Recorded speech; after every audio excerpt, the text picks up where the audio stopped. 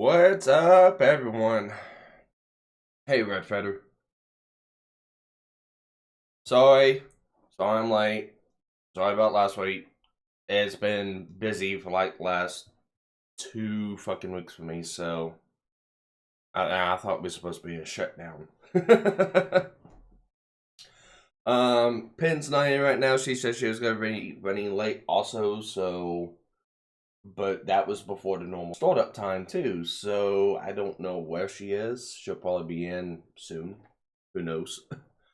Jin Max is in, but he is muted and deafened. Apparently, he said there was something wrong with the audio, so I don't know. Um, I haven't tried to play it back to see what's up. Let's see if I can do that.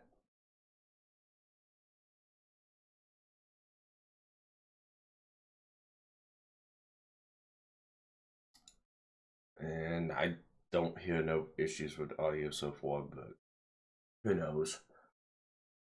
Oh, but yes, welcome back to another episode of Re-Caffeinated with, well, me and Jin Max for the moment. But if you're watching, go ahead and Redford, go ahead and retweet the stream. Because of the fact that I missed today and the fact that it's let's see. I'm also starting late. There's a lot of people that don't know that I'm streaming at the moment. Because YouTube has done fuckery up my channel and it's whatever. uh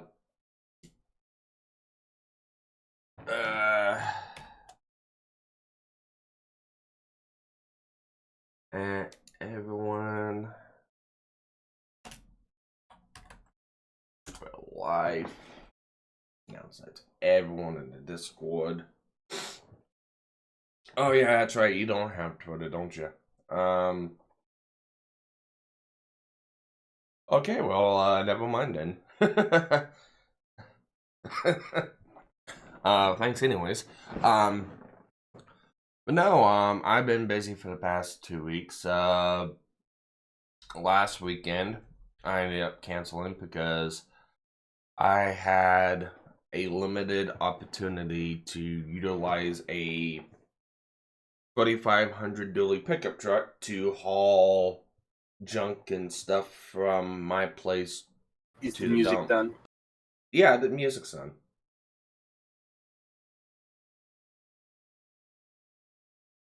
The music is done, Jim Max. Sparky or Mike? I don't know what is in the.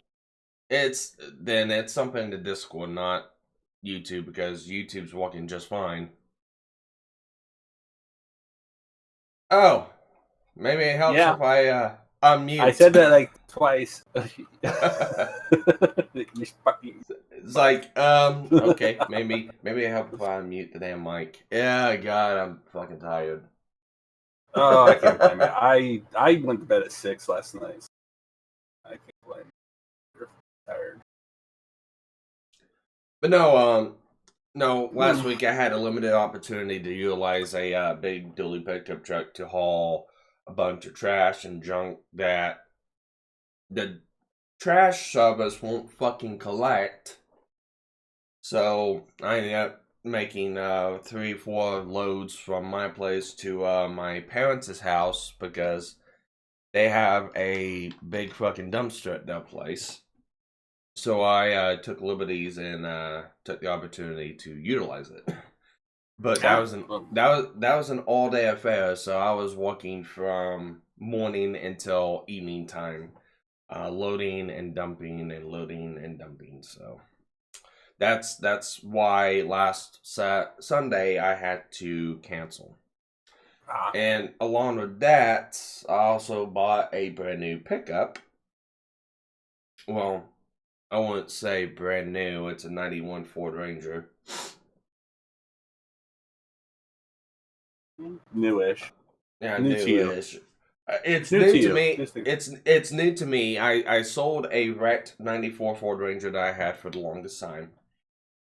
And I sold it for $500. Then I turned around and then the next day I bought this 91 Ford Ranger that was driving and running for $500. So I sold one non-walking truck for a walking truck, and I bought it under pretenses of I knew there was some engine troubles with it, hoping that it was going to be something simple, turned into a catastrophic nightmare. Right now, I've got the heads off the pickup truck, getting ready to actually pull the engine out of it now. So, and Red Feather, no, I'm not moving. I did move last year.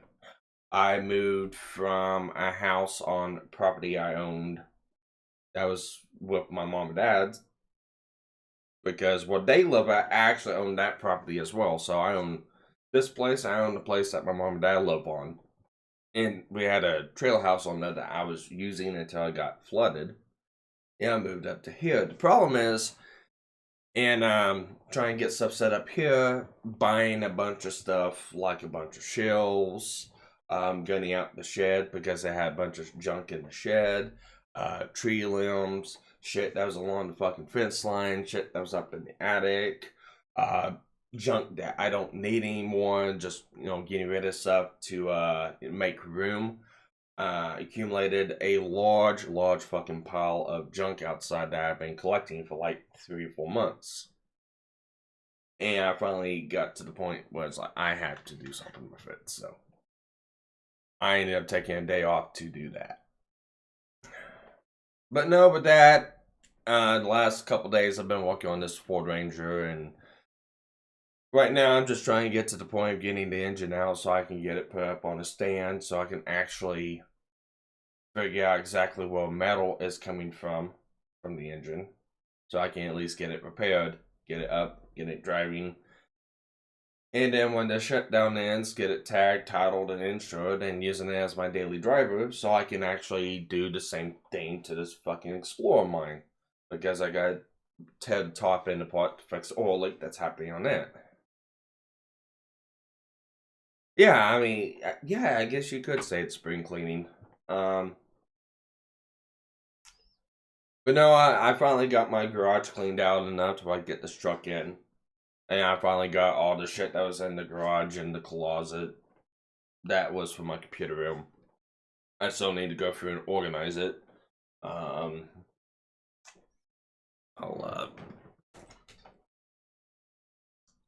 I've got a bunch of sound padding and stuff like that over there that eventually is got to go up on the wall behind me, behind the green screen, so I can either use any kind of backdrop I want with the green screen, or I can just use backdrop or sound pad, hopefully get the sound echo in this room down a little bit more, and go from there. But besides from that, I'm... Fuck you, Draken. Fuck you and the dragon you came in on. I'm no Islam Sparky. Frick. But anyways.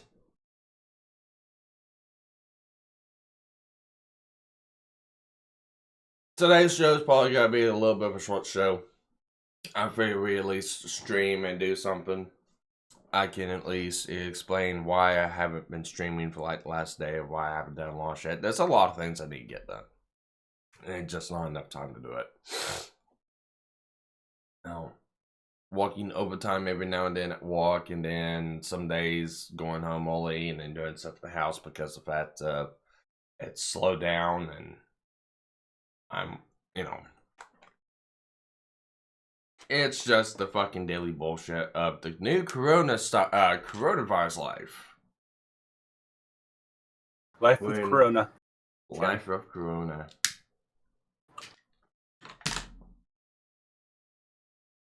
But no, I know the town I actually work in Missouri. Missouri's actually going back to work now.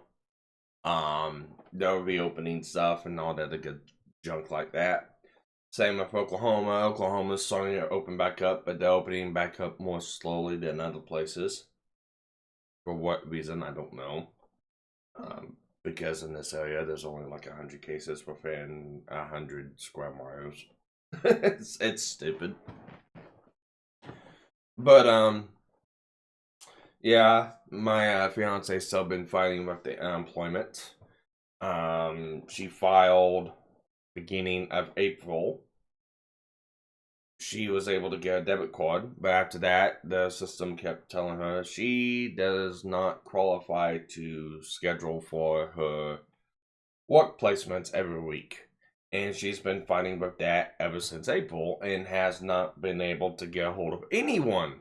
And people that she does get a hold of, oh, we're gonna move up to the next level. A couple days later, oh, we're gonna move it to the next level about this.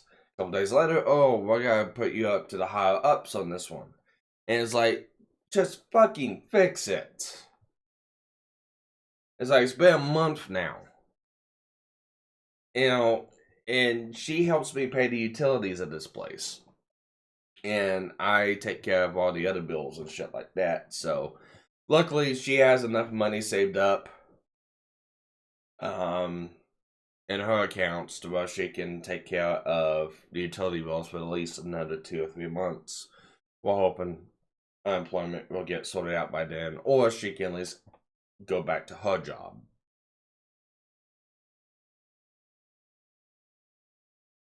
Yes, at this point we should be going back to work. But we got a bunch of fucking state governors that just want to play dictator. So it's gonna be hard. I mean, Yeah, they kind of do want to play dictator right now, don't they? Definitely are the dick and dictator. well, I mean, I think we should have adopted the same policies that North Dakota did. They did was shut down, and they've got less cases than anyone else in the fucking country. It's like, fuck.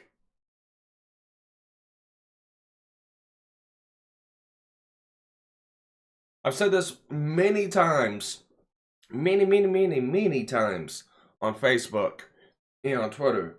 The shutdown is not meant to fucking kill the virus. The shutdown is not meant to stop the virus. The shutdown was meant to keep the health system from being overwhelmed, to flatten the curve out. It means people are still gonna get sick from this shit. It's gonna happen. And we pretty much flattened out the curve. We dropped the peak down. And even when it was at its peak, none of the fucking healthcare systems, even in New York, were the fucking max capacity. The fucking ship, the Navy ship, the hospital ship they sent down to take care of off cases was, I mean, in the 3 weeks that they had it, was about maybe 80 to 100 people. That was it. And then the regular hospitals, the ICUs, weren't even all the way up to 100% capacities. They still had, at any one given time, 5 to 10 beds left for people. I mean, that's just, it's bullshit. And yes, hospitals are actually laying fucking people up because people are not going to the hospitals because of the simple fact of, oh no, the virus. And even in hospitals that do have fucking coronavirus patients and stuff like that, they're still laying people off because it's not busy enough. It's like, come on, guys, look at this. It's not that bad. And there's a lot of these places like, oh, we're not going to go back, or we shouldn't go back until there's a fucking vaccine made. They're not going to make a vaccine for this shit. They never made a vaccine for SARS. They finally made a vaccine for SARS at the very end of it, but it was for that strain, that one particular strain of fucking SARS. And it was never used. And if SARS came back today, that vaccine would probably be useless. The same thing that they finally, they could probably make a vaccine for coronavirus. The very first fucking strain that came into the fucking country. But this virus mutates too quickly, and mutates enough to where it becomes immune to any kind of fucking immune response or to a fucking vaccine like that. It's just, you kind of have to deal with it. They have 14 vaccines in the walk. Here's the problem. The problem is with the vaccines, yes, For a particular strain of this virus, they can make a vaccine for it. But if that particular strain goes out to one person and then spreads from that person to another person, it mutates. And when it mutates, a vaccine becomes useless. Now you gotta think about it like this. You have 100 different people. One strain of that virus infects every one of those people. And every one of those people infect 2 other people. You got 100 different mutations of that virus that goes out and affects different people then those mutations mutate from those mutations. It's a vaccine is worthless. You can make one, yes, but you're not gonna make one that's gonna be effective. That's the problem. That's the problem with the corona type viruses.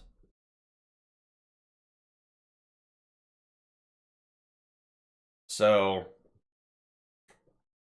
waiting for a vaccine is a fucking stupid ploy. It's not gonna work. I beg to differ. It actually has mutated, Hub. It's actually been proven that it's mutated. Now, it doesn't mutate in its symptoms. It mutates on how it's Transmitted. How it's transmitted. It mutates on how it's transmitted, and it mutates on how its defensiveness walks. So you're still gonna have. It doesn't mutate a lot. It's very differently.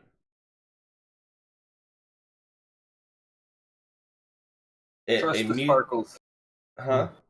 I said trust the sparkles. He's actually. Well, no, I'm going off. I've been reading different articles, and especially some of the articles that Bill Riddle's been pulling up. It's actually been pretty unique, but it mutates to such a point where it changes what a vaccine, a basic vaccine won't work because the immune responses are different. Now, could you make a vaccine to where somebody could have a better chance at fighting this? Yes. Any kind of a vaccine with this type of a virus, yes, you will have that. You will build up the immune response in the body where it has a better chance of fighting it. But you're not going to make a vaccine where you're going to prevent it. And that's what people want, is a vaccine to prevent this. It's like, that's not going to happen. Like I said, it changes too much. It changes. Basically, this vaccine, all it's going to do is what you're saying is it's basically just going to help boost your current immune system against this, whatever it mutates into. It's not necessarily to. Yes. It would help. That's it. Mm-hmm. And that's about all vaccines are really meant to do. That's why the H1N1 was such a fucking problem too. It mutates. Every year it mutates, so the previous vaccine won't work. It's still the same fucking virus, it's a different strain of it. It still does the exact same things. You're gonna get sick, the symptoms don't change. It's just on how the body defends against it. Now you gotta remember, a vaccine basically helps the body build up an immune system or an immune response towards that type of a fucking virus. Now, depending on the type, was it just the regular common flu? It's such a basic fucking virus. A vaccine does work. And in fact, beforehand, the normal vaccines for the flu was to give you a dead virus. It was basically eject parts and pieces of that virus and let your body build its own immune response. Yes, same reason why you can't get rid of the flu. There's too many strains. Now, every virus will change and every virus will mutate. And I'm sorry for the people who says, oh, well, this virus hasn't mutated. The virus does mutate. You gotta look at how it breeds. And you gotta look at how it reproduces. The virus reproduces by attacking cells in the body, certain specific cells. For this virus, it's the cells within the lungs. And injects its own RNA into the cells of the host, breaks them down, and reconfigures them to make more of itself. By doing that, it mutates. Every time a virus reproduces, it mutates in some way, shape, or form. whether if it's a major mutation or a slight mutation. So that's where vaccines are just. That's why I say don't even fucking walk on a vaccine. I think it's fucking stupid. Walk on a way to fight the virus itself. Don't try to find a fucking way for immune response, because the best way for an immune response is just to get the fucking virus and survive it. I actually like some of the other articles that I've read about using, hydrochloroquine. It works to a point. It's not a cure-all, but it works. It helps destroy the viral load of the virus. So it actually works to actually kill the virus within the body. It's not the body killing the virus, it's the medicine killing the virus. That's what you want. That's what's gonna work the best. And then using was it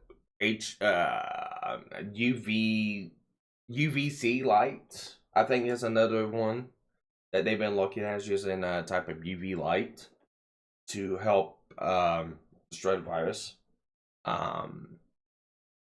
That could possibly work. And this type of UV light that they've been working with doesn't affect the body. It's not harmful to humans or animals, but it's enough to destroy what is it? Medical resistant bacteria, different strands of viruses and stuff like that. Yeah, that works. And like with, you gotta ventilate people, fucking black lights. There you go. That'll kill it. This okay. Everybody laughed at Trump when they said, "Oh, UV treatment," but the thing is, UV treatment's been a while for a bit. Around for a while. They've been experimenting with it for a while. It's actually one of the things that they use to help kill gangrene.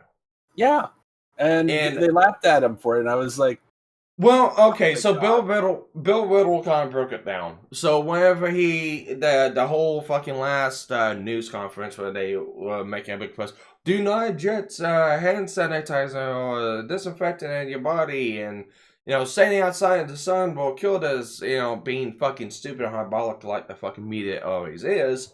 If you look back 3 days before that fucking press conference came out, I can't remember what it was, Cambridge article came out about studying the possibilities of UVC light in killing and combating the coronavirus, and that's what he was looking at.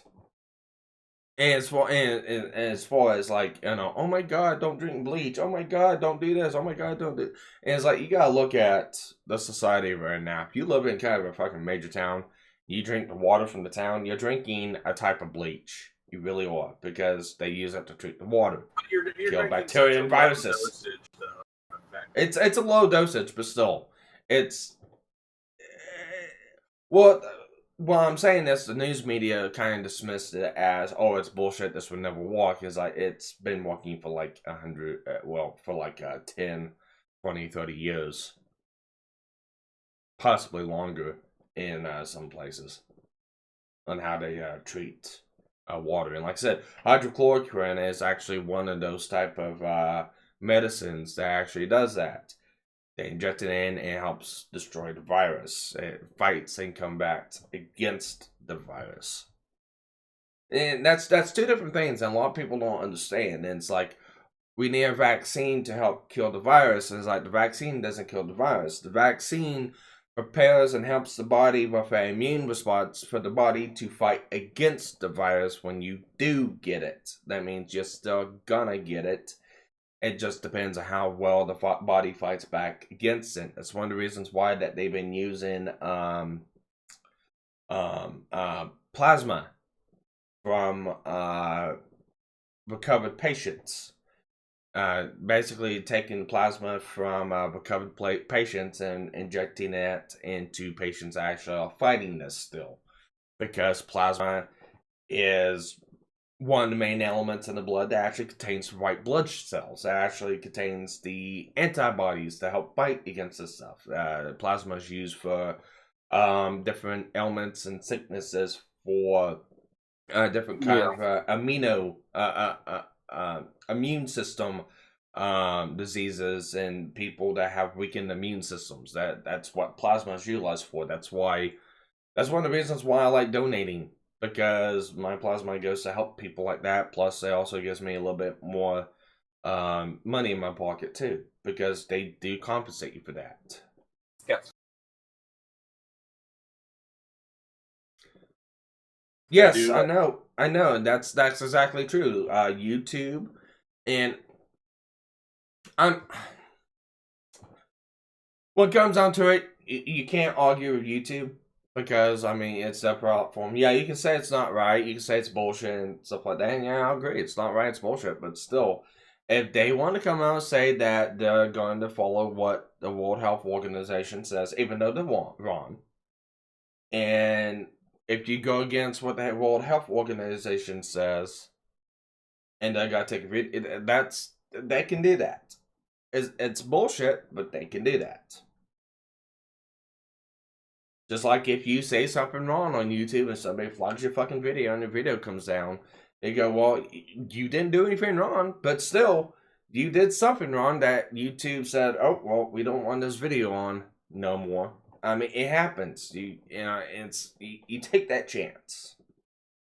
But yeah, it's social media has been getting rid of stuff like that. You know why?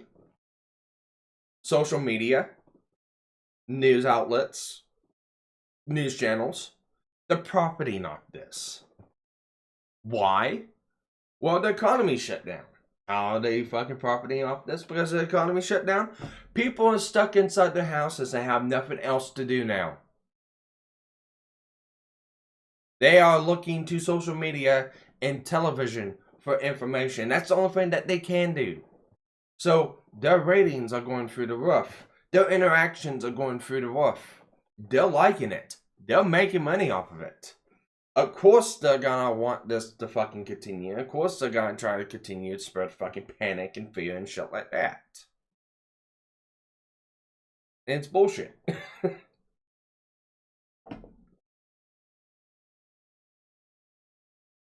Mm-hmm. It's bullshit.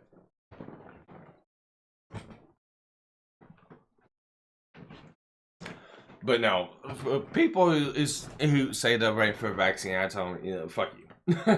You want to wait for a vaccine, you go ahead and wait in your own house, you wait on your own dime, you wait on your own minute to wait for a vaccine. I'm not. And there's a lot of people who's not either. Like, one of the things that actually made me feel like an American was looking at an article about the lady in Texas that's kept her barbershop open, and then a militia, the town militia that got together actually was out protecting the barbershop's place of business and the barbershop from local and state authorities and government from, receiving fines or being told to shut down. And it's like, that's what happens when you tell people in a free society like America, especially with our Constitution the way it is, you can't go to war when it goes against their constitutional rights because of a pandemic that is not that bad. And even right now, it still is not bad. The curve is flat, the curve is peaked, it's going down, it's flattening out. We're still going to see cases, we're still going to see people getting sick, we're still going to see positive cases come in for a very, very, very, very long time. But the goal is hopefully it doesn't go back up. It continues to flatten out. And that's what we want. Yeah. So it's at this point that people actually need to go out and actually get sick to develop a herd immunity. Now, do all people need to get sick? No, not all people need to get sick. Do some people need to get sick that has a best chance for immune response? Yes. Because once they get sick and they get to an immune response, they get to the point where they can fight against this virus. That's why you're seeing a lot of positive cases and not a lot of cases in the ICU. And that's another thing that they haven't been saying either. Yes, there's been a lot of cases. There's been a lot of positive cases. A lot of positive cases. But there's been very little death. And there's been very little people in ICUs. Now, I can't remember how much the ICU in New York holds, but I think it was like 100 patients. At any one given time, the ICU was never loaded to max. Yeah. Now, a majority of the people that actually got it show no symptoms at all. They had no sickness. They just popped positive on a test. That was it. They didn't even get sick. A good majority after that probably had a cough, probably had a slight fever. And that's it.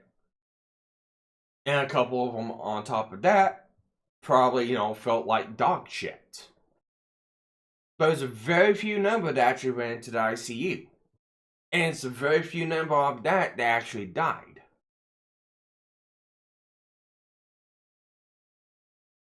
So,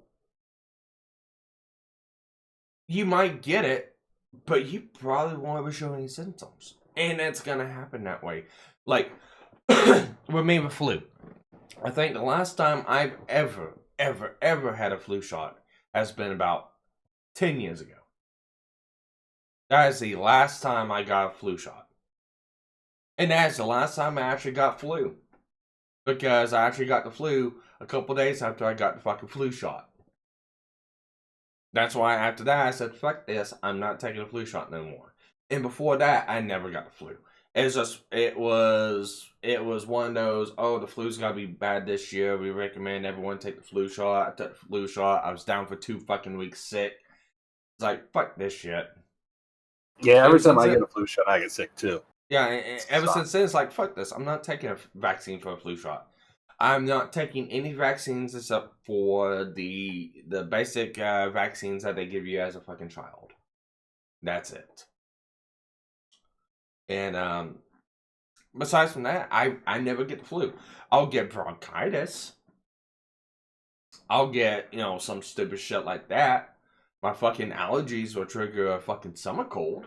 Or I'll get a cold. But I won't get the fucking flu.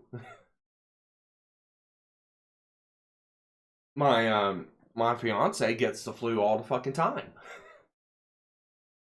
I've never got sick from her. I've been around people that's had flu. I've never gotten sick from them. People's immune responses are different. Now, I'm not anti-vaxxer. I'm not one of them. I do believe, and this is going to be an unpopular opinion, I do believe it should be up to the parents to decide if they want their child to be vaccinated or not. I do believe that one. I do believe the state government should not have a fucking say in it whatsoever. And the parent, the parent decides that they don't want their child to have any vaccinations, that's up to them. But I don't believe in the fact of not having vaccines. There's some things that those vaccines really do cure and really do help. Now, I will admit, there's some things that those vaccines do cause in people that can be detrimental. It's been proven. It does happen. But it's the same thing as like using hydrochloroquine in patients with coronavirus. Yes, they're going to get rid of the virus. Probably going to have some side effects afterwards, but you're going to survive the virus. Yeah.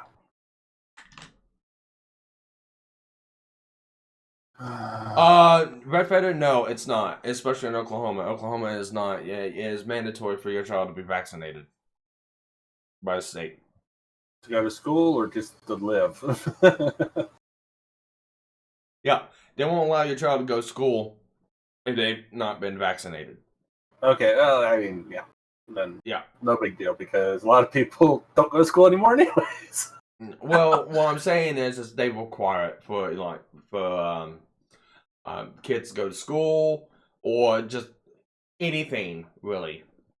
I don't know how many times my mom's had to show my fucking vaccination card and stupid things or events and stuff like that. Even for fucking Boy Scouts, even for fucking 4-H in the state of Oklahoma, you've got to show that card, otherwise you won't be able to participate. It's a mandatory requirement in Oklahoma. Now I don't know anywhere else in Oklahoma, in the United States. In other states, it probably is like that, but I know for a while of it's mandatory. It's not on the docket for it being mandatory, but it's mandatory. Dave, I'll be back. Yeah.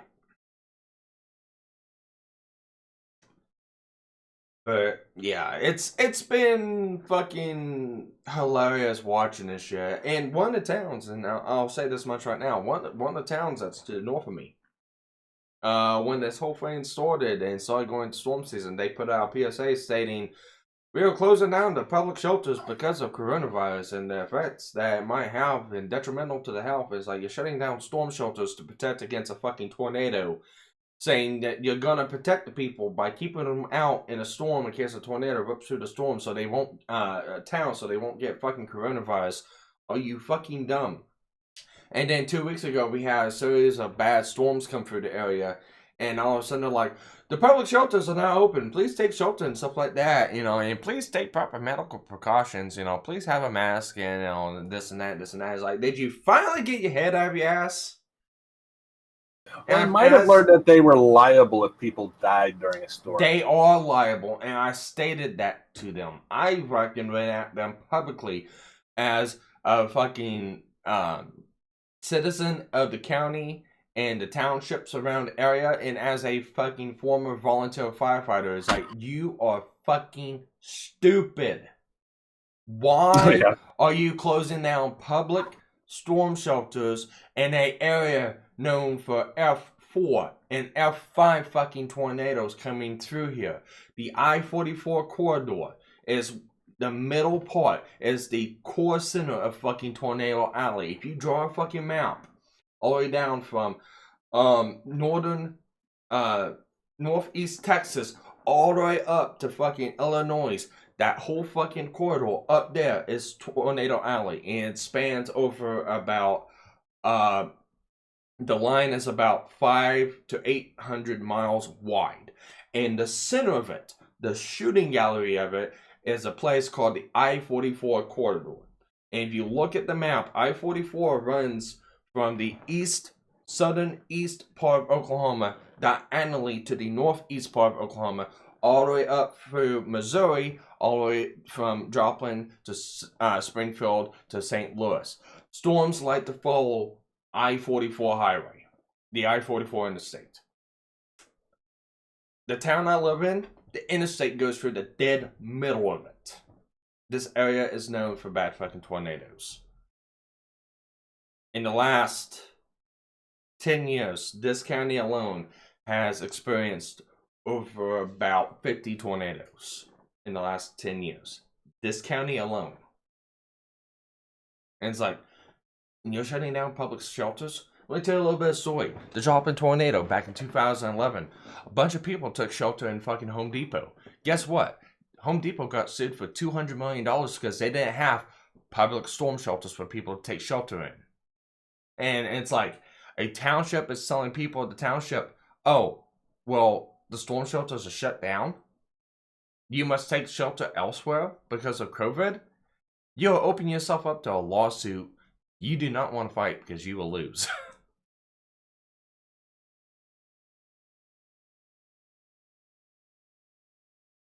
It's been interesting. And when they finally came out and said, "Yes, the public shelters are now open. This weather season looks like it's going to be very bad this year." It's like, you finally got your head out of your ass. It took you 2 months to realize, oh, this virus ain't that bad. Open the shelters back up because tornadoes can actually kill you. It's like, I'm ashamed of the area I live in. And then you got places like in Alabama and Tennessee refusing entry to people because they didn't have face masks. Fuck you. And that was me. if that was me going to a fucking shelter, and they put out a public announcement that, yes, you will not be admitted entry to a shelter if you do not have a face mask. On Facebook, I don't know if you know this or not, but there's a lot of fucking people that probably do not use social media platforms. Mm-hmm. There's a lot of people in this area, I know of, in my area, do not use social media platforms. There's a lot of people who don't know what fucking YouTube is. There's a lot of people who don't know what Facebook is. There's a lot of people who don't know what Discord or Twitter is. And there's a lot of people that do know that just don't have it because they don't want to fucking deal with it. And can I get an amen for Brother Sparky in the chat? I mean, honestly, no, it's being. I mean, social media is not a fucking lifestyle. It's a fucking. You know what? I'm gonna quote Tonka on this one. I really am. Social media is stupid. Quoting Tonka never works out. Social media is stupid. It is. I mean, that's not so much social media is stupid. It's so much that the people who kind of run it are stupid.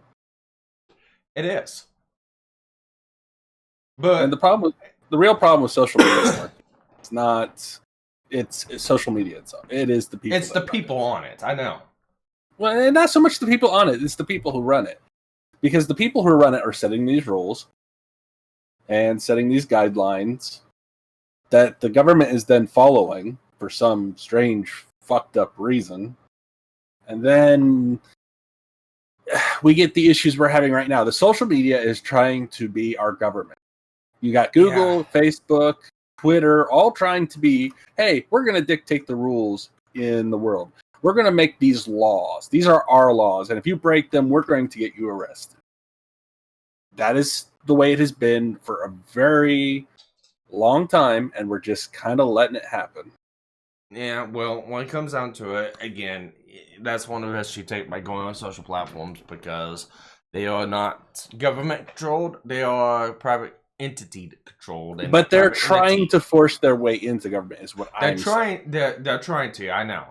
I know what you're getting at. And this is the problem we're running into is they're trying to be an authoritarian. They're basically trying to make themselves an authoritarian figure without even being in a authoritarian position. This is why we got what we have. Social media is the reason going to be either the downfall or the savior of. You got way more platforms that are against this authoritarian move by the internet. But the problem is the people who are for this authoritarian move in the internet have all the most power because they control 90% of the internet at this point. Yeah. You got Bill Gates, you got Google, and you got Twitter and all these other major. I mean, MySpace for the longest time was, hey, we're kind of open. And then when they were crushed by these other companies because they didn't go setup. Yeah. But the problem is these other ones have done it slowly under the guise, well, these people that don't like us are racist. Yeah. MySpace never did that. But to kind of continue on what I was saying, what I was getting at, it's a township in Alabama, I believe, and they announced that the public shelters will not be admitting people that did not have a face mask. They didn't announce this on the news. They didn't make any kind of formal PSA announcement like on the billboards in the town, or something in like the local areas. They didn't tell anyone on the news sites, like on the local television stations or in the newspapers or anything like. They didn't do anything like that. They put it only on their Facebook. And a family of I believe 4, a mother, father, and 2 kids. The sirens are going off in town. There was a confirmed tornado on the ground.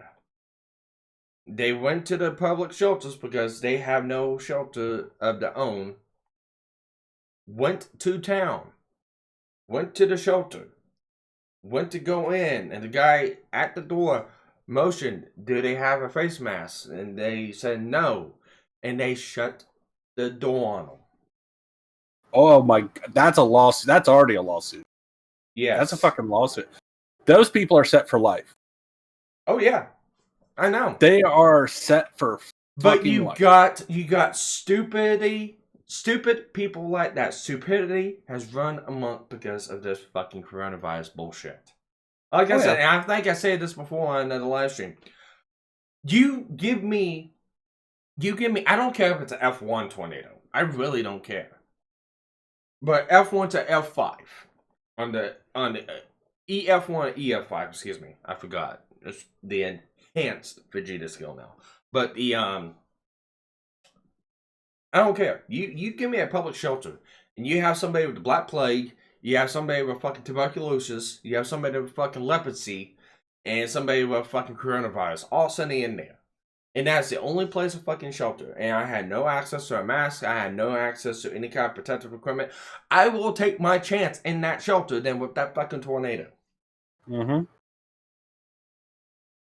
That's going to be fun. I think they've already realized they've opened themselves. I mean, if you allow a lawsuit with, a place that didn't have a tornado shelter that, really wasn't set up to begin with or required to have a tornado shelter by law, I think you're going to have a lot of problems if you put your own citizens out. That's what happened to the Home Depot up in Joplin during the Joplin tornado. It was not required by law for any of those places to have a public shelter.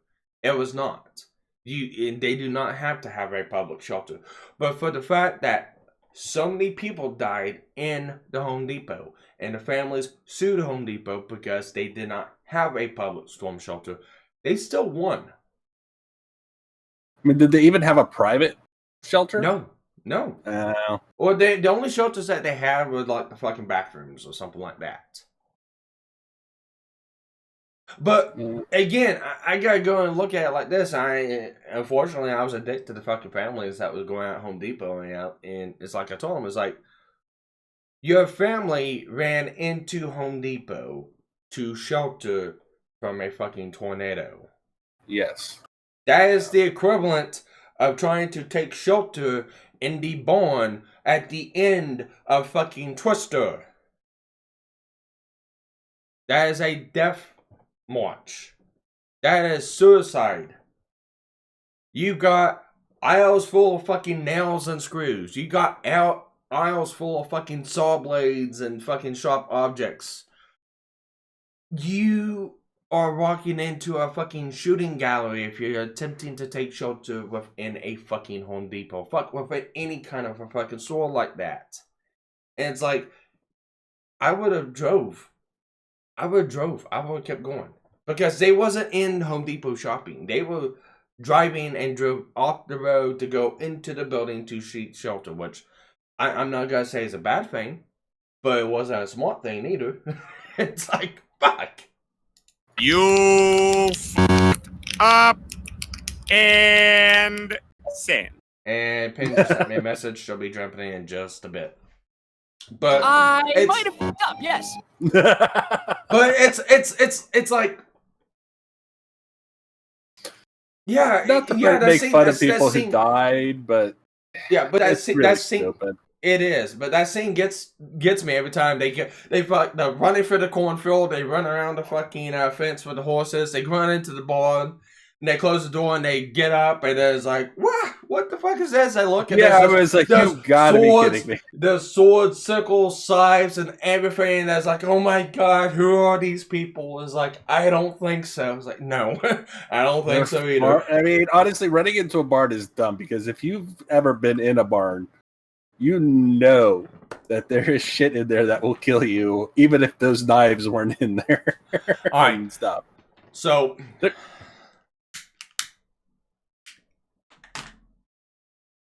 Yeah. So, surviving a tornado basics 101. I'll tell you the best places you can go to take shelter. And they are the best places anywhere compared to anything else. Laying face down in a ditch.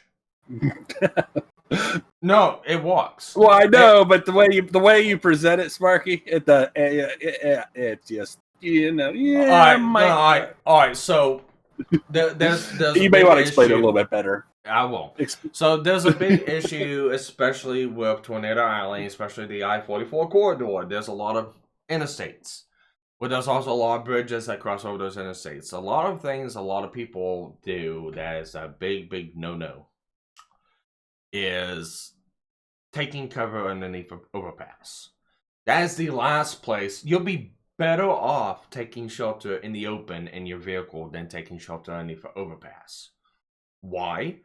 Because there's a little phenomenon called the wind tunnel effect. The winds are actually amplified threefold underneath a fucking overpass compared to actually outside of an overpass. Especially if there's a tornado coming towards you. And basically what happens is you get sucked out. Even if you to take place in the very top end of the fucking bridge and you read yourself in there, it's still a fucking dangerous place to be. If you lay face down in the ditch, and this is one of the things that we actually covered in class whenever we go through severe weather 101. And I actually helped teach that class a couple different times. Best thing you do is, like, if you're driving down the road, if you're driving down the interstate and you come across a tornado, best thing you can do is try to get out of the path of the oncoming tornado. If you cannot get out of the path, if you cannot divert yourself from the path that you are on, best thing you can do is not try to outrun it. Try to get some distance. But if it gets to the point where it doesn't look like it's gonna deflect, it doesn't look like you're gonna be able to get out of its way, get out, lay face down in a ditch, and that's the safest thing that you can do besides like braining your vehicle, trying to outrun anything like that.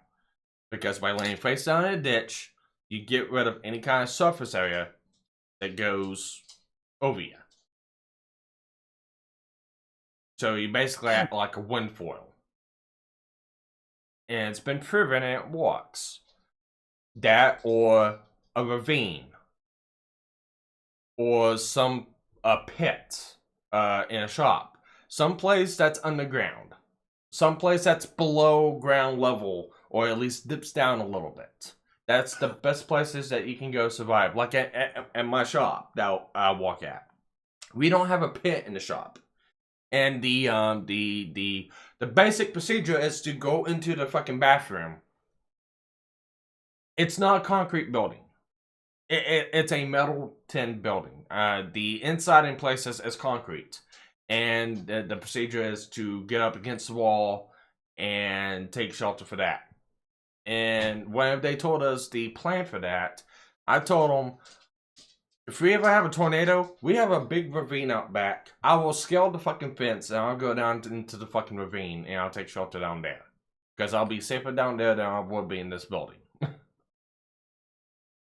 I'm going to go a little off subject, on subject here for a second, Sparky, on this.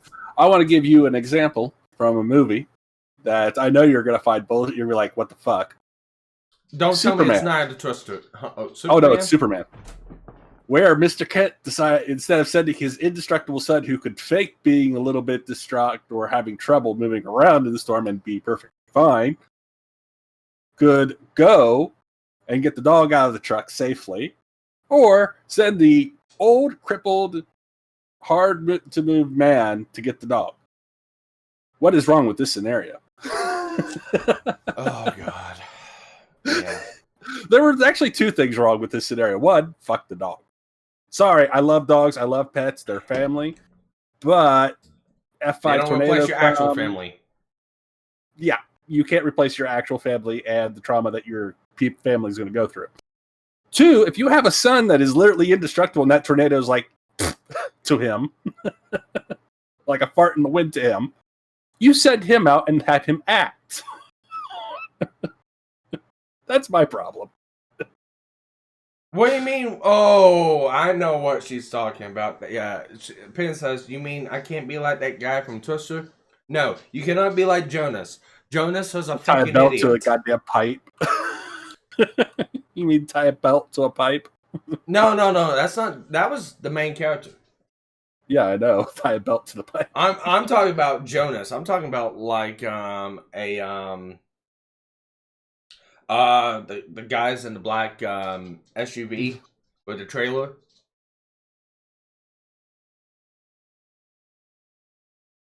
So I think that's who she's talking about.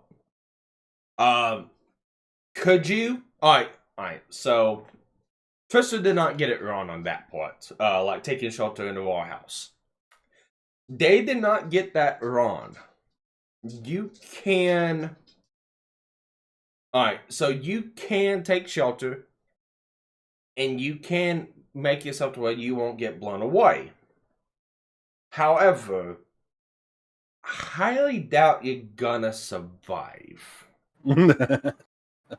So especially after they went through that barn first. Yes, I mean I'm only calling bullshit on the fact of you will survive it.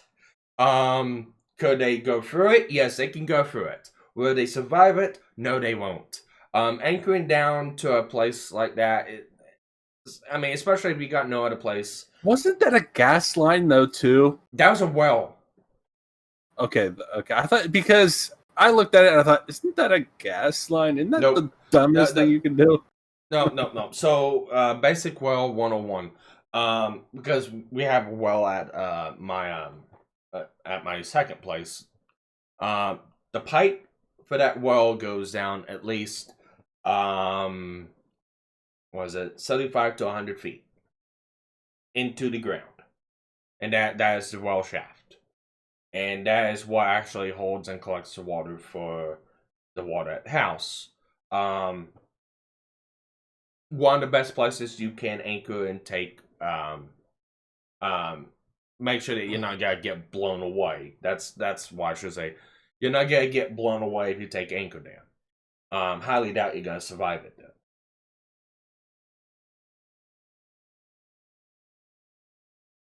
And no, it's just a hat. I got the hat on backwards. It's my trusty old Peterbilt hat, so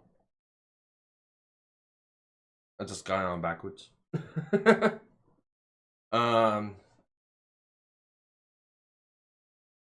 But no, besides from that, I mean, it's just been one of those couple weeks. Been stupid busy, and it's not busy because of work either. I mean, like I said, work's been trickling in, and we've been busy for the last 2 weeks. Nobody's had to go home early. We've had steady walk in until last week, and then last week we had what kind of drop off.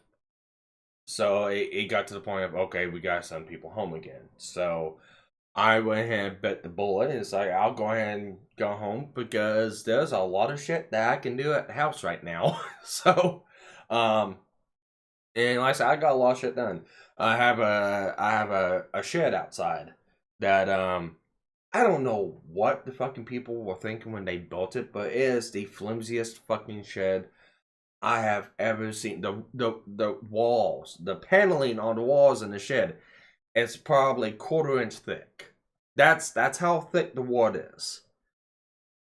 And on the inside of it, they had different types of drywall patched up in places, different types of wood paneling patched up in places, different types of wood trim patched up. It looked like it was a fucking mess. And last week I finally went out. I went to work. We didn't have work. I went home. Whenever I went home, I got my fucking tools out and went out the shed, and I took the interior walls of that shed down. It looks a lot fucking nicer now. But I got that done. Like I said, I got my shop organized out. I had a big fucking pile of shit just in the middle of the shop, and it was all my stuff out in my computer room because I didn't have any place to put it. There's only so many things you can put on the floor before you go, oh, I need shelving. I need some sort of storage equipment. And I finally broke down and spent about $400 on 5-6 different types of shelves. And I put them up in the shop. I put them up in my fiance's bedroom, computer room. I put them up in my computer room, and finally was able to get a lot of shit up off the fucking floor. And I still got ways to go, but it's a lot better now. At least it doesn't look like Augie's bedroom. That's all I gotta say. That's all I gotta say from it. Red Feather says, so you wouldn't take shelter there in a tornado? No. If anything, I would take shelter in a bathtub. And that's one of the best things. If you have and this only works if you have a metal tub. I've seen people try to take shelter in those fucking fiberglass piece of shits and they die. You can only do it in a metal bathtub or a metal container. So something like that. Take a mattress, take thick blankets, hop in the fucking bathtub, cover them over you, and hold on for fucking dear life. That's if you've got nothing else. A lot of times they tell you to take shelter in the main bracing of the house. So in the main structure in the center of the house that has actual structural support, get into the doorway and huddle up against the door frame. Walks only if the house is sturdy enough to not fucking collapse around you fully. And at that point, you probably gotta die anyways. It's just one of those crapshoots. Best thing you can do is to keep vigilant. And I've got storm scanners set up. I've got my storm scanner I've got set up. I've got it set up for 3 towns down to the southeast to be. Because every storm, we know the basic directions of the storms in this area. We know that they always go northeast. So we know that the storms that we get come from the southwest. So I've got my storm scanner set up to monitor towns and locations 2 counties down from me. So I usually have a hour to 2 hour heads up of what's coming this way. It's the same thing that we the fire department uses too. We keep track of all the stuff to the southwest, and we take precautions and we take action depending on what happens as time progresses on. And that's basically just gotta pay attention. You cannot rely on the storm sirens. Storm sirens buy you 5 minutes at most. Because of all the stupid laws and guidelines that we gotta fucking use for before we can set them off. I know in the fire department that we were on, we kind of said fuck those policies.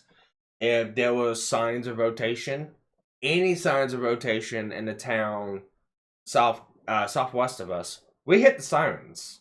And we hit them 3 times.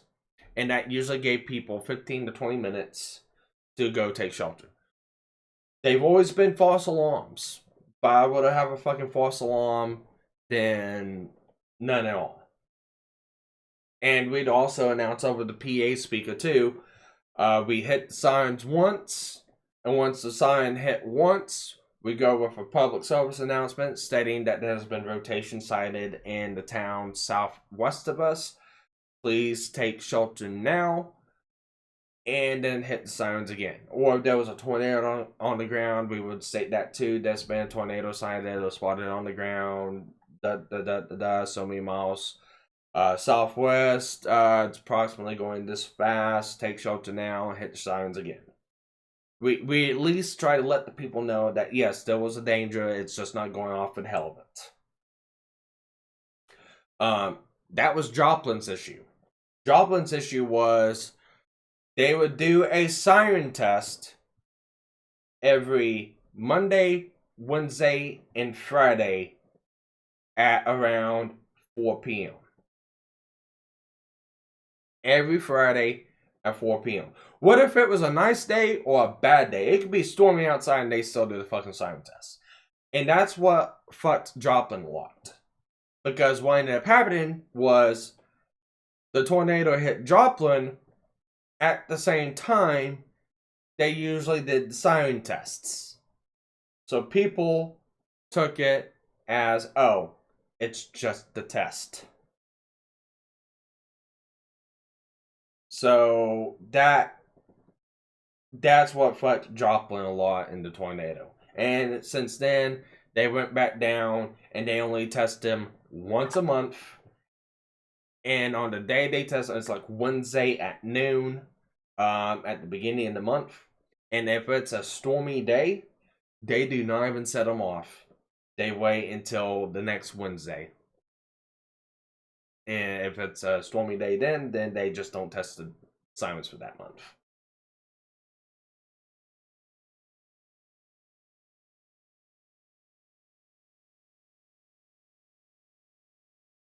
Red Feather states, I've never been in a tornado, but I've been through some hurricanes. Okay, so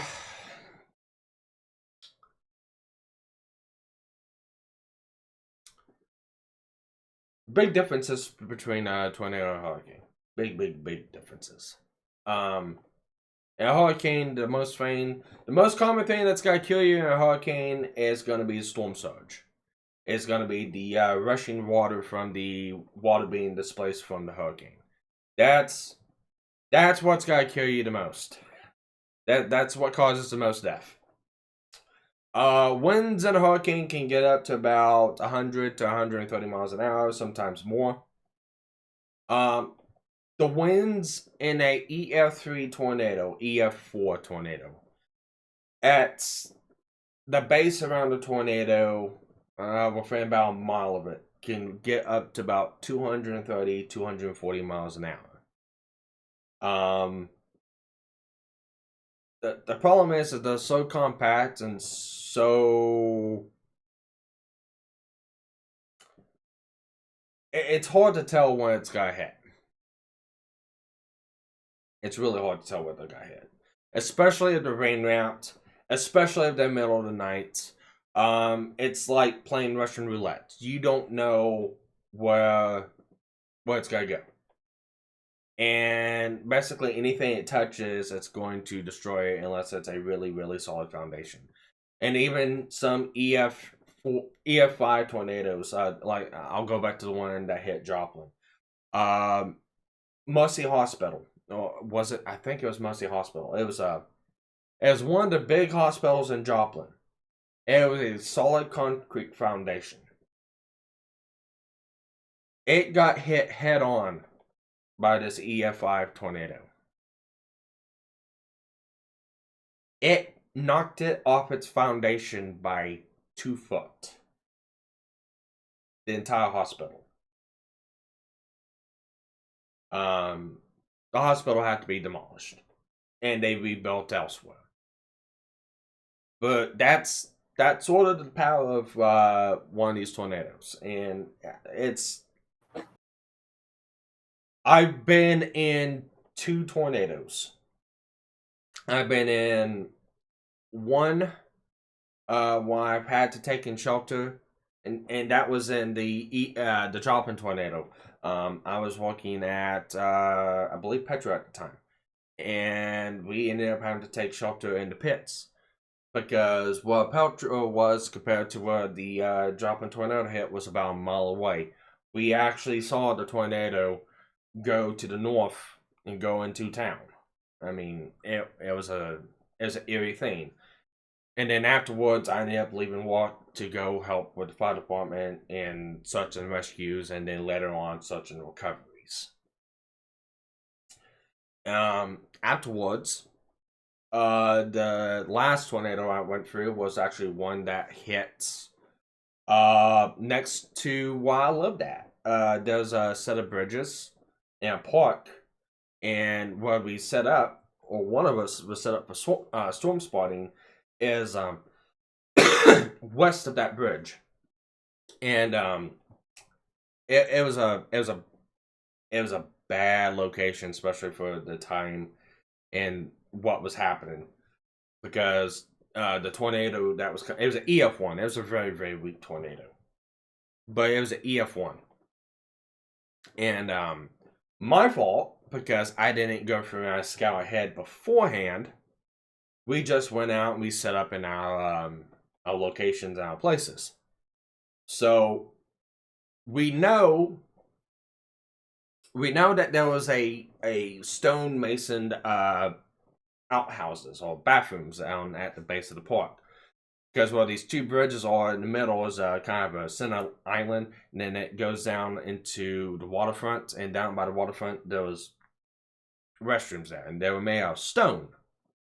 And I've known this, it's been like that for the longest fucking time. It's never changed. So that was our shelter point in case we had to go anywhere. Well, unbeknownst to us, and nobody checked in the last couple months, but they demolished the stone bathrooms and put up a new style metal building. Oh god. And yeah, so it wasn't as sturdy anymore. And nobody checked. I didn't check because it's a stone building. Where's it gotta go? It's always been there. So I didn't check beforehand to see if it was there or not. So I can slightly. Was this a government building? Huh? Was this a government style building, or was this somebody? This was a rock mason building that had been there for about 40 years, and it was. Was it a registered shelter? Yes, it was. Okay, whoever owned that building, whoever was responsible for the upkeep of that building, if they did not notify that the structure had changed, is actually responsible, I imagine. It is, but it was also a little bit of our fault because they set up notices within the park. And if you went down to the park and stuff like that, they told you where the shelters were, and the shelters got moved uphill. They got moved up the hill. But the problem was they didn't notify the fire department. And I guess you can also say the fire department didn't check on it. So it was a lot of miscommunications on that part. But they removed that stone mason building and put up a portable metal building for their restrooms. So I was down there spotting, and then we heard from one of our other spotters way to the south of us on another road on the west side of town that they seen a funnel, but they lost track of it because it was rain wrapped and it was heading up the highway. And what it was heading up to was heading up to where I was, and I responded as like, I don't have visual of it. I don't see it. And then they caught sight of it again. They said it was getting ready to hit the lakefront. And I got to look around, and while I couldn't see it because of the fucking trees. And then all of a sudden, you just seen it looked like a fog coming in. If you've ever seen fog come in, you could think of it like that. But it was rain. It was basically rain wrapped around the tornado. And it came at me so fast and so quick, I was out in the open. And I didn't have visual of it until right then and there, and it was a freak fucking accident, freak fucking nature. Because because this one was coming from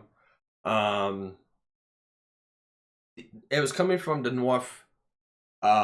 northwest instead of the southwest. So instead of going up diagonally, it was coming up the opposite way. And I guess it changed locations of us, and by the time the radar actually adjusted to account from it, it was already there. So the best thing I could do was get back into the fucking brush truck, haul ass across the bridge, down into the waterfront, and got to the fucking restrooms and realized, shit. So the best thing where you would usually go to take a shit is the restrooms. Well, it was the wrong kind of shit. It was the kind of shit, the shelter's gone. What? Oh, fuck. And the best thing I could do was just hunker down into the fucking floorboard of the truck. And it's like, probably gotta die. I don't know, but I've got nowhere else to fucking go. Who else wants to see Sparky in a movie? The next, I want to see you in the Next next Twister movie. Have you ever seen fucking Dante's Peak at the ending where he's trying, when they're in the fucking cave and he's trying to get the fucking deal and he has to hunker? That's kind of how it was. Luckily, it missed me. It didn't hit the truck. It didn't hit while it was. I was okay. The vehicle was okay, but it was one of those, and it was a stick with a manual forward drive. So those two sticks in the fucking center of the fucking floor. And I somehow managed to wedge myself between that and the fucking seat. Wow. Kudos. You can pack yourself into a can of sardines if you needed to. Yeah, I basically did that time. And that was the last time I was ever in a fucking tornado. And I say this much: I love storms. I love storm watching. I love storm chasing. But they are one of the scariest things you've ever laid your eyes on one. You don't want to see it. Also, I haven't said it yet. Good morning, or at this point, afternoon, gentlemen. Good morning. Good morning, afternoon, whatever. See, Red Feather says, at least with a hurricane, you usually know far in advance. They don't just pop up like tornadoes. That is a good thing because that allows you to take time to either reinforce structures on your house, like, put up boards, planking, and stuff like that to protect windows and the interior structure of the house, sandbags or anything like that. Allows you time to take supplies, take proper measures, or to actually evacuate, which is probably one of the smarter things to do. Somebody who lives in a state that is frequented by hurricanes, I can tell you that it's actually just a normal part of life. Most people who have lived here for at least 10, 20 years, at least, that's not even counting those who are older than that, know that the second that June 1st comes around, you just, you either just start slowly stockpiling on water or saving your old milk and tea jugs, wash them out, fill them up with water. You know that, okay, probably need just to buy a few extra cans of food here and there, just in case, Some people, wait until the last minute and then you get the bums rush, but it's definitely nothing like we've experienced with COVID, because like with COVID, some people knew about it, but it literally came out of, everything's gone now. Like during a hurricane, a week, even like 2-3 days before hurricane, you might run out of water, but the shelves are not barren, and everybody knows you can still fill up jugs, you can still fill up pots, you can still boil water, even excuse me, even after the hurricane, you could still get the water and boil it in case of contamination. But there's other things. A day or two before we get hit, or we even might get hit, we're already putting up the. We have one of those houses that doesn't have the built-in shutters, like the newer houses do. I think like anything newer than So you gotta get out the boards and start nailing them on the windows. We actually have it's not corrugated steel, because I don't know how you corrugate steel, but it's the ones that have the ridges where you can overlap them to each other. Okay. I guess it would be corrugated. I think that's what that means. Anyways. Pens got to keep everybody distance. Sorry.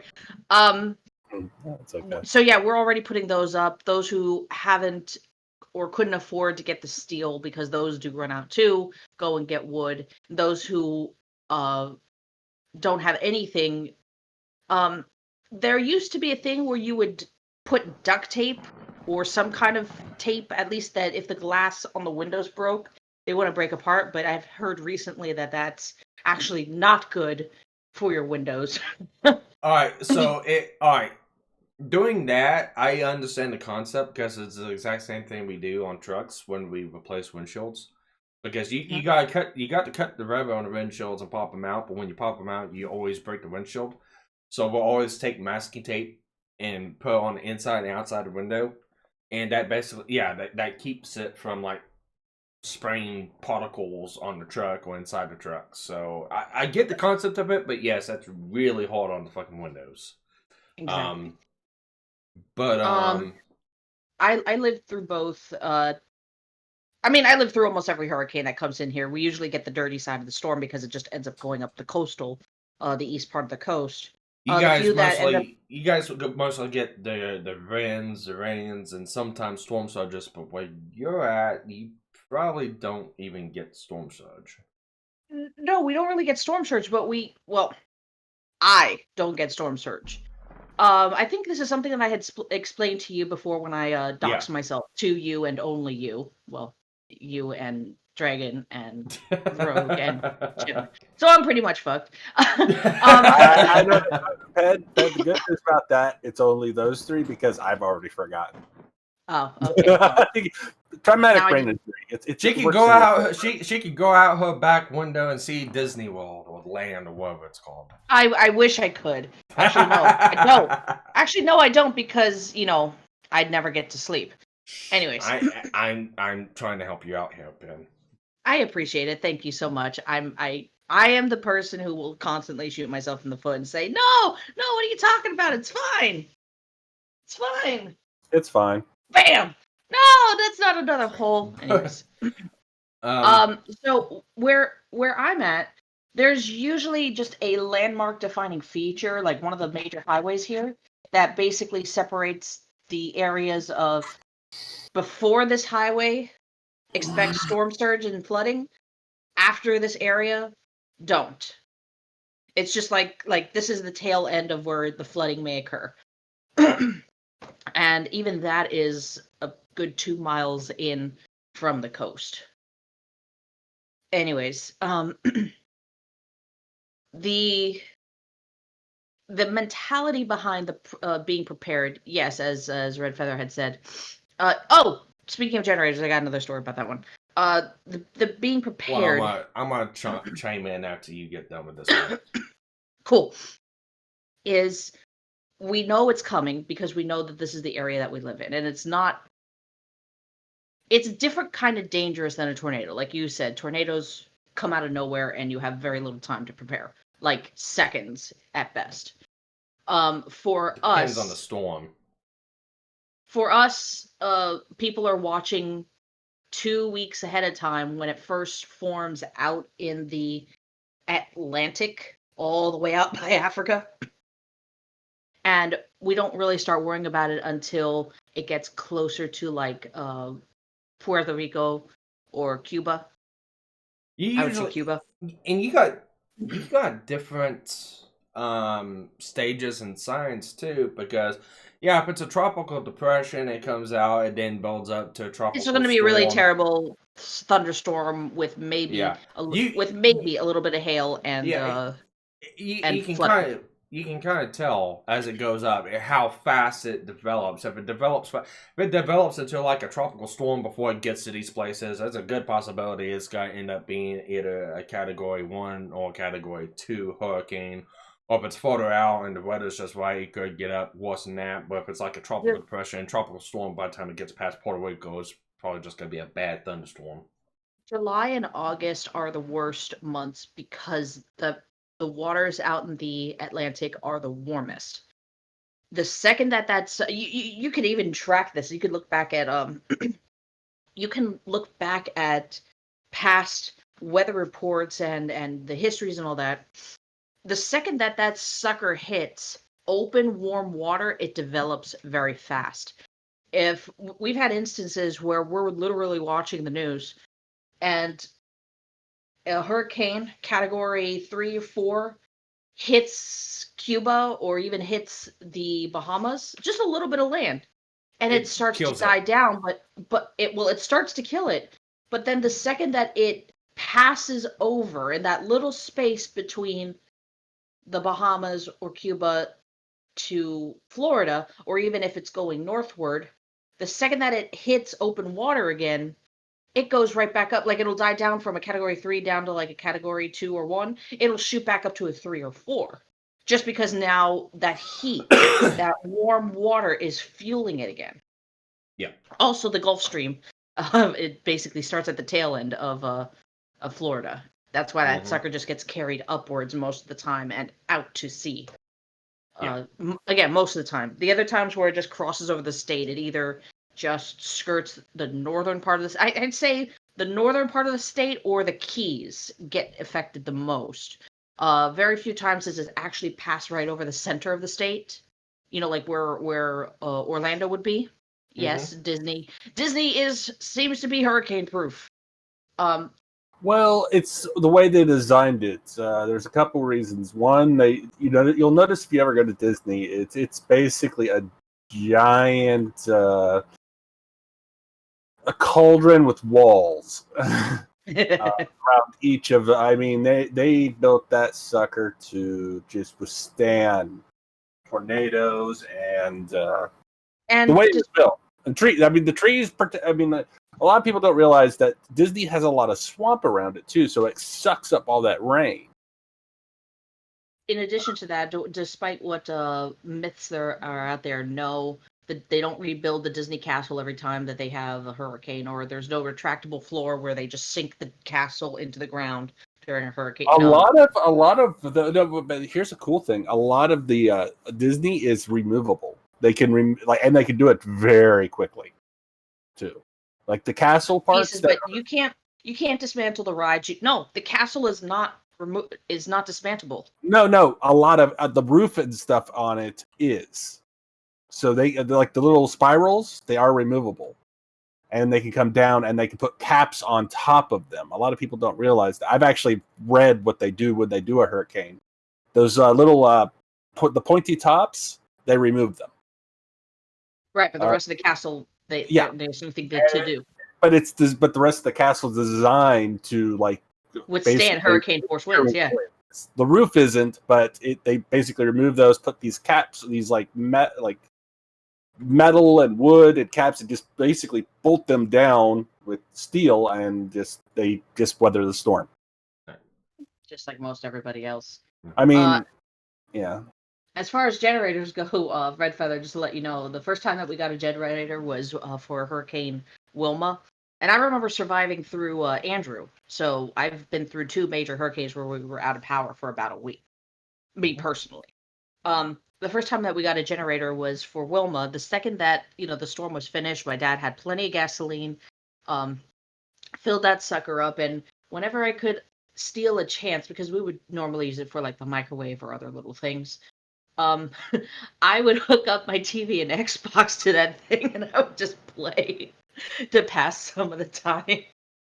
I would get dirty looks from my mom, like, you're really wasting. I was like, I would only do it when they're already using the generator. Well, you can always refer to her as, would you rather I kill you and Dad because of actual boredom? I mean... No. But I'm sure Sparky's Tech Corner does not condone... I'm not saying I condone violence. I'm murder. just saying... I'm not saying that either.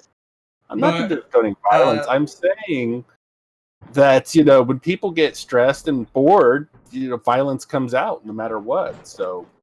I know. Go ahead, I'll put you like this. Let me read what Fowl said. I've always wanted to go storm chasing, but I think I'd have to travel ahead of time. We don't get as many here. Little story. Storm chasing. If you are storm chasing, expect to drive at least 3,000 to 4,000 miles within a 2 to 3 week period to chase and find storms to be able to chase. Reed Timmer. I have had the pleasure of meeting him twice. One of the times I met him, we were storm spotting in my local town. And where we were set up storm spotting at, we seen the fucking, it's not the TIV, it was, I can't remember what he called it now, but his little tornado intercept vehicles that he's made like 3 or 4 of them. We seen 2 of them come by through town, and like, shit. It's like, what's he doing here? But Yeah, I imagine he adds a little bit extra stress because you're going to be looking for his body specifically. no, it's a fact of, okay, he is here. We got major storms. Why in the fuck is he here? That's a bad sign. But no, it's to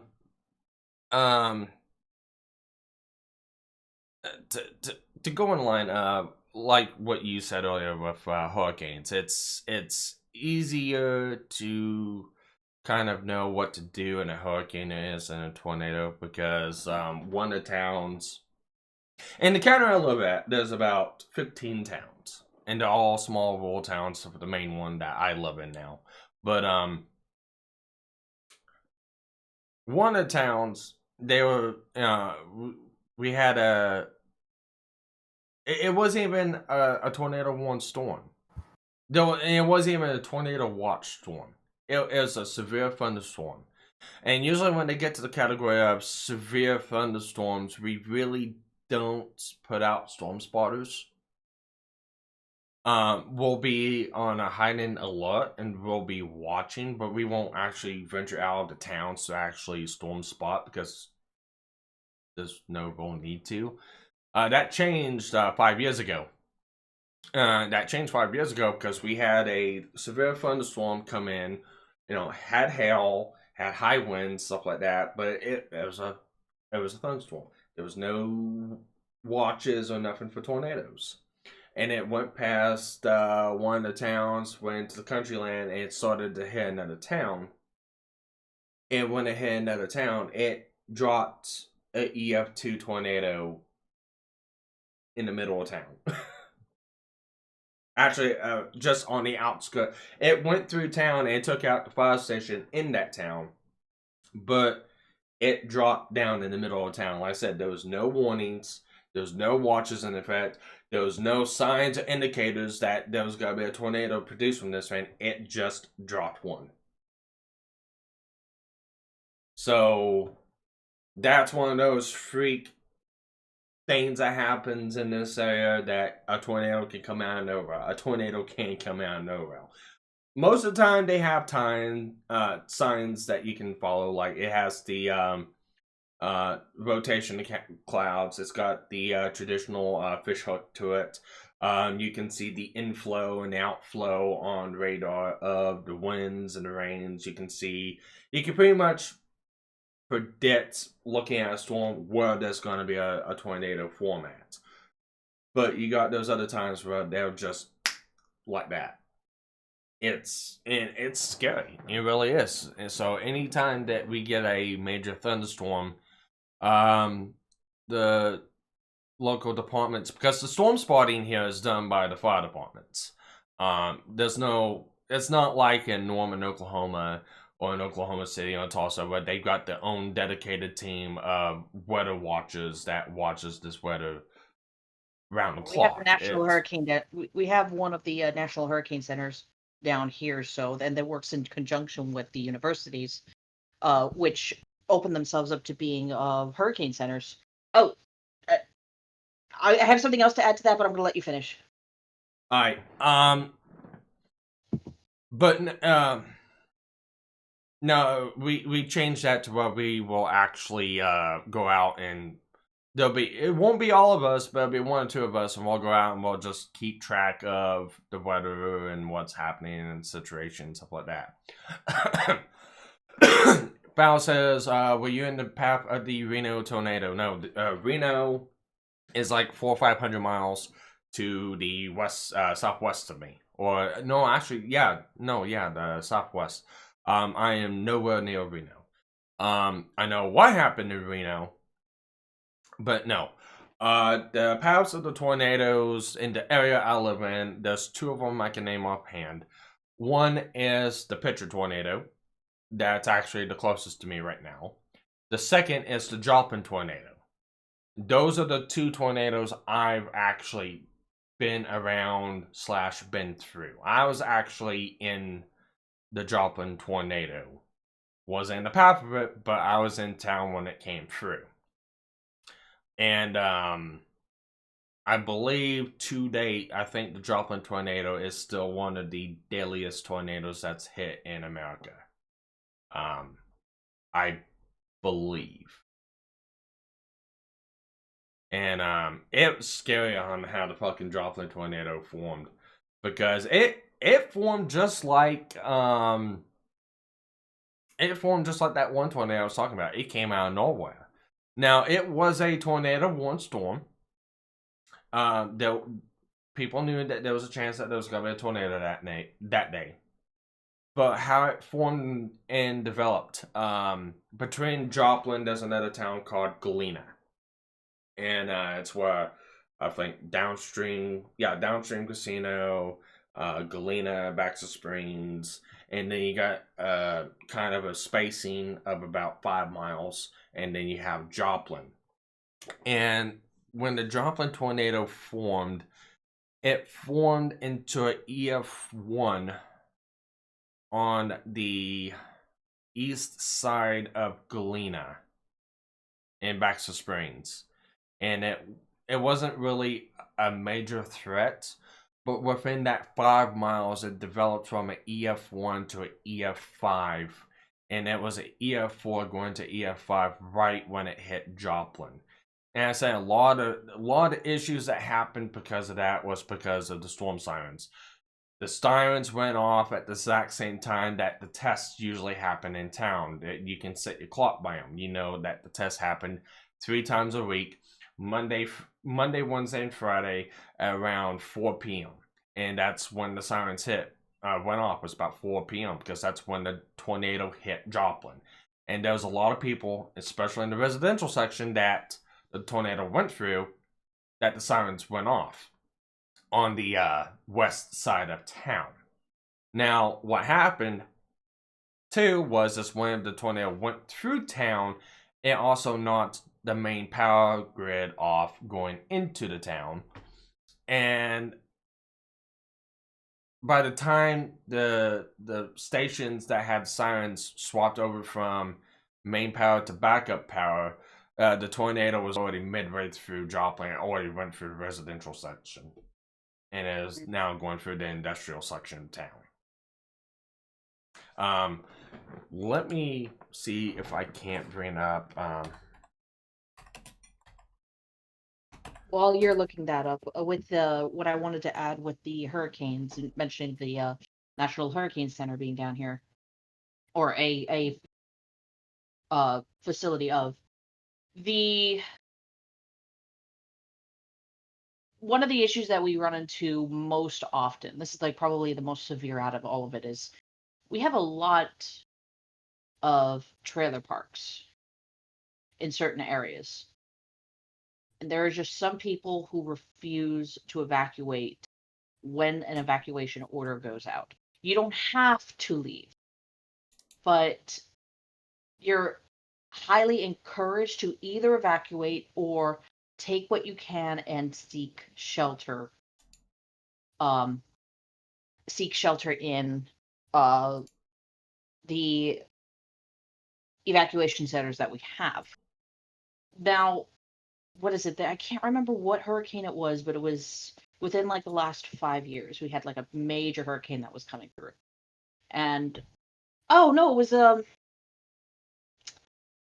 this was like I'm back. no, this was like last year or something.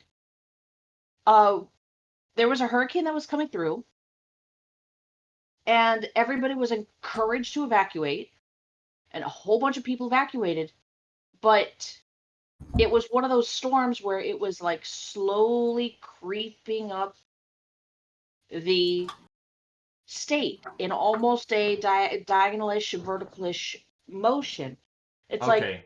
like you have nowhere. If a hurricane is coming through and it's heading, again, for most of us, the hurricane will either skip off the coast and head back to water, will go right through the Keys and out into the Gulf, or it'll just pass like almost horizontally right through the state. Very rarely do we actually get a storm that literally follows up the pathway heading out of the state. So you have it where this hurricane is going, it starts off in the South Florida area, and like a day or two later, it's still in Florida, but now it's all the way up in the Gainesville and Panama area, which is part of the Panhandle. So you have people where they live where the storm already hit, but they can't start coming back into the state because the hurricane is still in the path that they would drive to take. So Okay, I've got this pulled up now real quick. So if you're looking at the screen, you'll see a map of the path the Joplin tornado took. Now, you look at this and you can very much go, this tornado said, fuck you to Joplin and Joplin only. Because it, like I said, it started on the west end of town as an EF2. And then when it got to the edge of town, it was already EF4. And by the time it got to the residential sections, it was EF5. And then it was EF5 all the way through Joplin, and this is range line right here, and this is where Home Depot, Walmart's, and a couple of the main shopping facilities are, and you can see my mouse, but this is where a lot of the main shopping facilities are, is right here. Right here is all residential. This whole square area right here is all residential. I was gonna say, yeah, either there was a witch that performed some kind of ritual and didn't like somebody who lived there, or God was just basically saying, you know what, I think it's time to just fuck with this little town way over here. Yeah. But no, we get that with hurricanes too. This is one of the reasons why the Joplin tornado was so deadly. Because like I said, the time it hit was during the nobody was really on alert, because we've had a lot of fucking false alarms of, oh well, okay, it's just another tornado one storm, it's whatever. We've had a lot of false scares like that. But when it hit, it was 4 o'clock. So when it hit, the tornado sign was going off. People didn't pay no mind to it. Then by the time it got to the edge of town, it knocked out the power to this whole side, because the power station's to the far west over here, and knocked down the main transformer lines. And by the time that they were actually able to get the power back on, and the backup power on, the tornado was already escalated down to about EF4, EF3 on the east side of town. So these people here, they had no idea.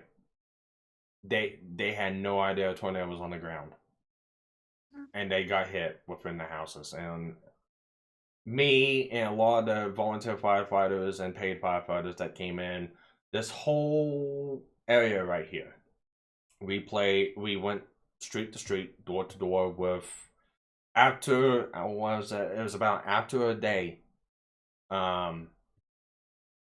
it went from a search and rescue to search and recovery.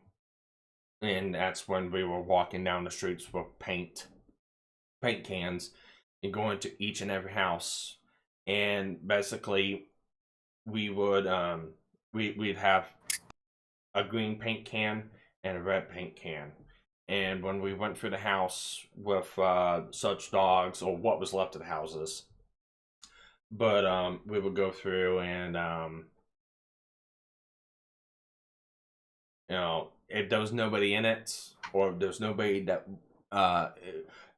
if we couldn't find anyone and the dogs were going nuts, we put a question mark with red paint. If we couldn't find anyone in it and the dogs were calm, it'd get a green check mark.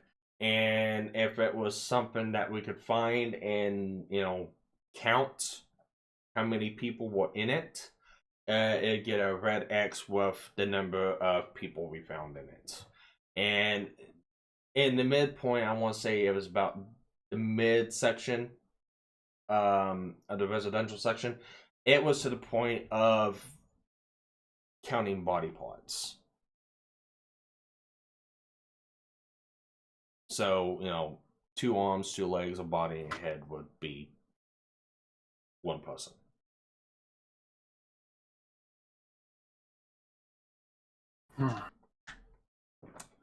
And yeah, but the drop-in tornado did not affect any place else.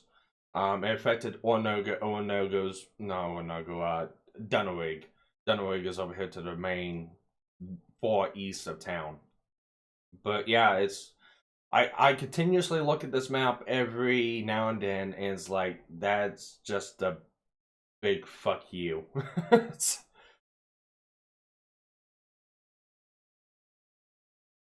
So that's one of the reasons why I brought it up, because of this whole fucking coronavirus bullshit. Because whenever I see people say, "Oh, well, we're closing the shelters down because of COVID," you're fucking stupid. I'm sorry. And that's why I have a big fucking issue with it. It's just the fluke, bro. But anyways, yeah, you can continue on. There's not much else to say. I mean, you do everything that you can in your power to try to help mitigate the damage, to be prepared in the case of the second worst case scenario, and then just hope that you don't get to the worst case scenario.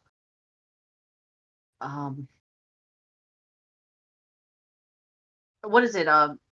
Thinking about it a little bit, Matt Pat from Game Theory put out a video a day or two ago where the title of it was "I'm Losing Control," but he was explaining how he has a terrible fear of flying, and I seen a little bit of it, but I didn't watch it.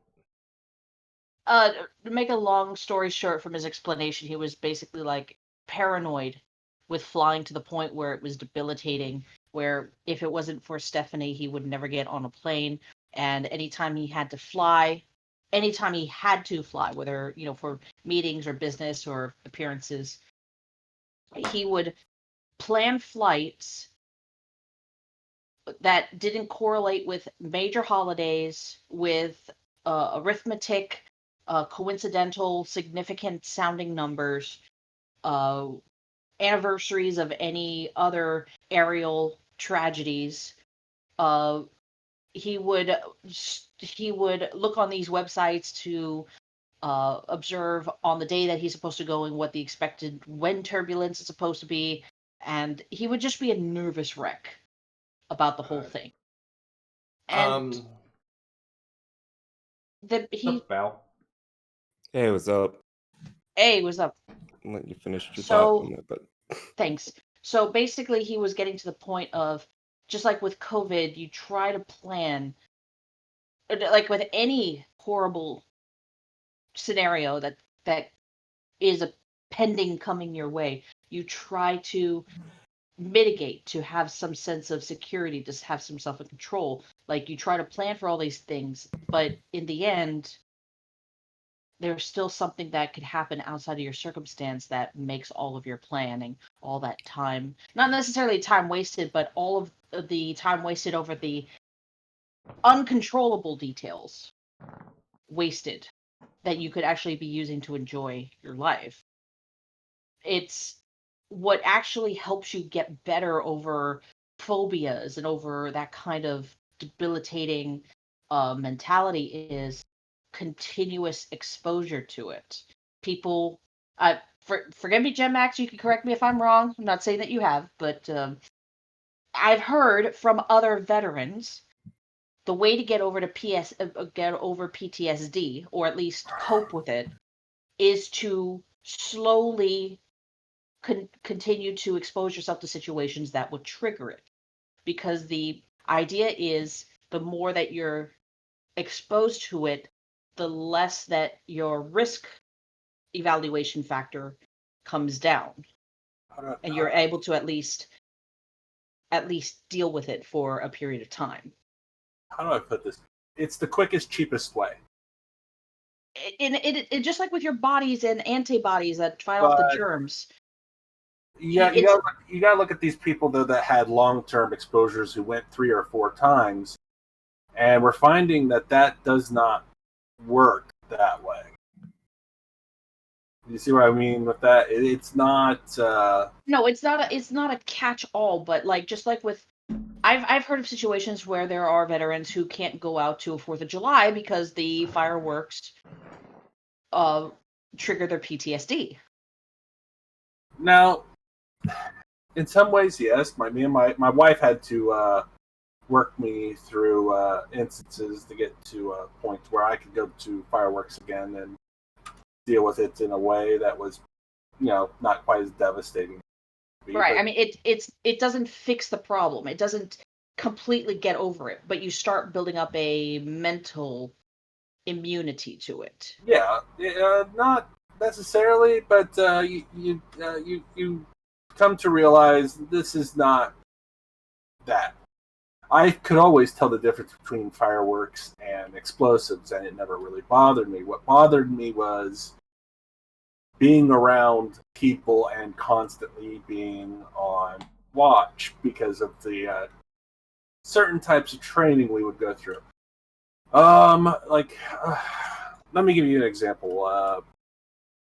PTSD for me is because of people, not because of sounds. Every once in a while, sound will set me off, but it's mostly people that set me off because how people act, how they respond to things, or how they do things, and it sets me off because because of the training that because of how training works. My first tour, I didn't have so much problem because we were told, hey, this is the enemy, these are the people, these are civilians, blah, blah, blah.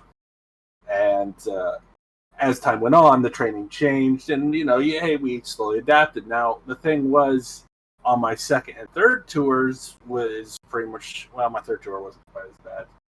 But my second tour is what really probably screwed with me the most.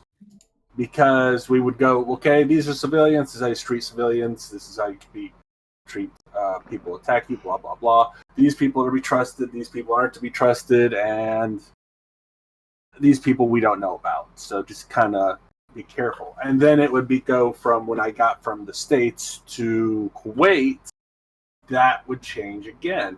And it would go from these people are not to be trusted, these people are to be trusted, and these people are a coin flip.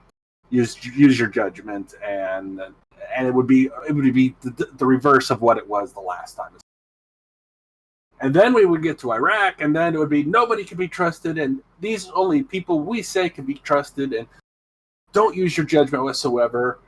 But if you do use your judgment, you could be punished for it, and basically there was this whole fuckery to where the military basically, not the experiences, fucked me over. And it was not just me, but massive amounts of other people, because we would hey, we found that these people are doing this. So it's, oh no, they're completely trustworthy. And then a week later it would turn out, no, they weren't trustworthy at all. They were actually against us, and we didn't know because we're fucking morons. Or these people were basically having done your job.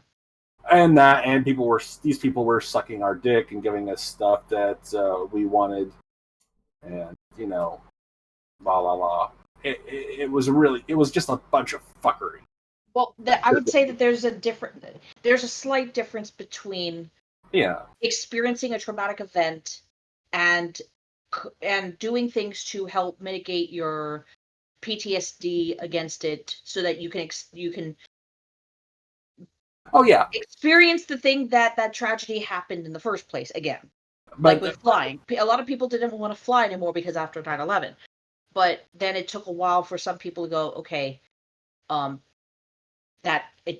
this was a fluke. Well, it wasn't a fluke, but this was out of 100 million thousandths of a chance that it would happen. And how many people fly every single hour of every single day to everywhere in the world? The chances of it happening to you are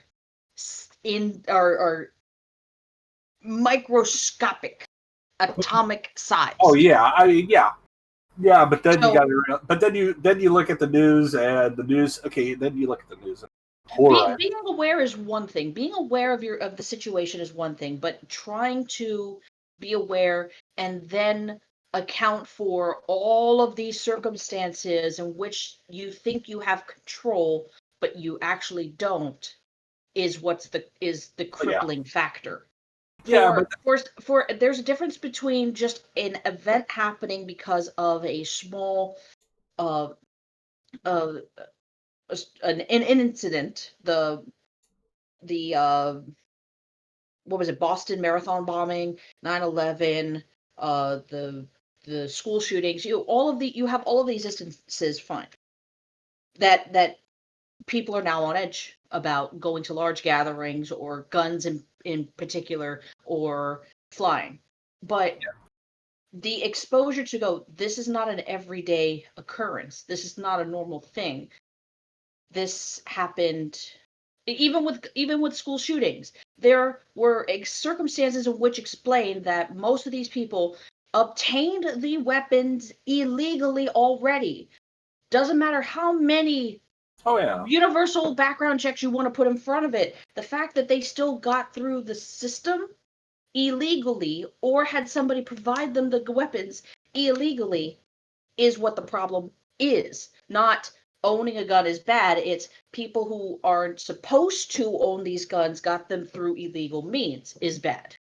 So we need to focus on that rather than the overarching problem, rather than the overall solution of ban all guns. That's what I'm trying to get at. There's a difference between a circumstance just happening and having to deal with it versus through your training, Gem Max. I'm just extrapolating. Through your training, you were trained one way, and then you were trained another way, and then through what sounds like corruption and manipulation, kind of fucked with the two prior sets of training. There's a slight.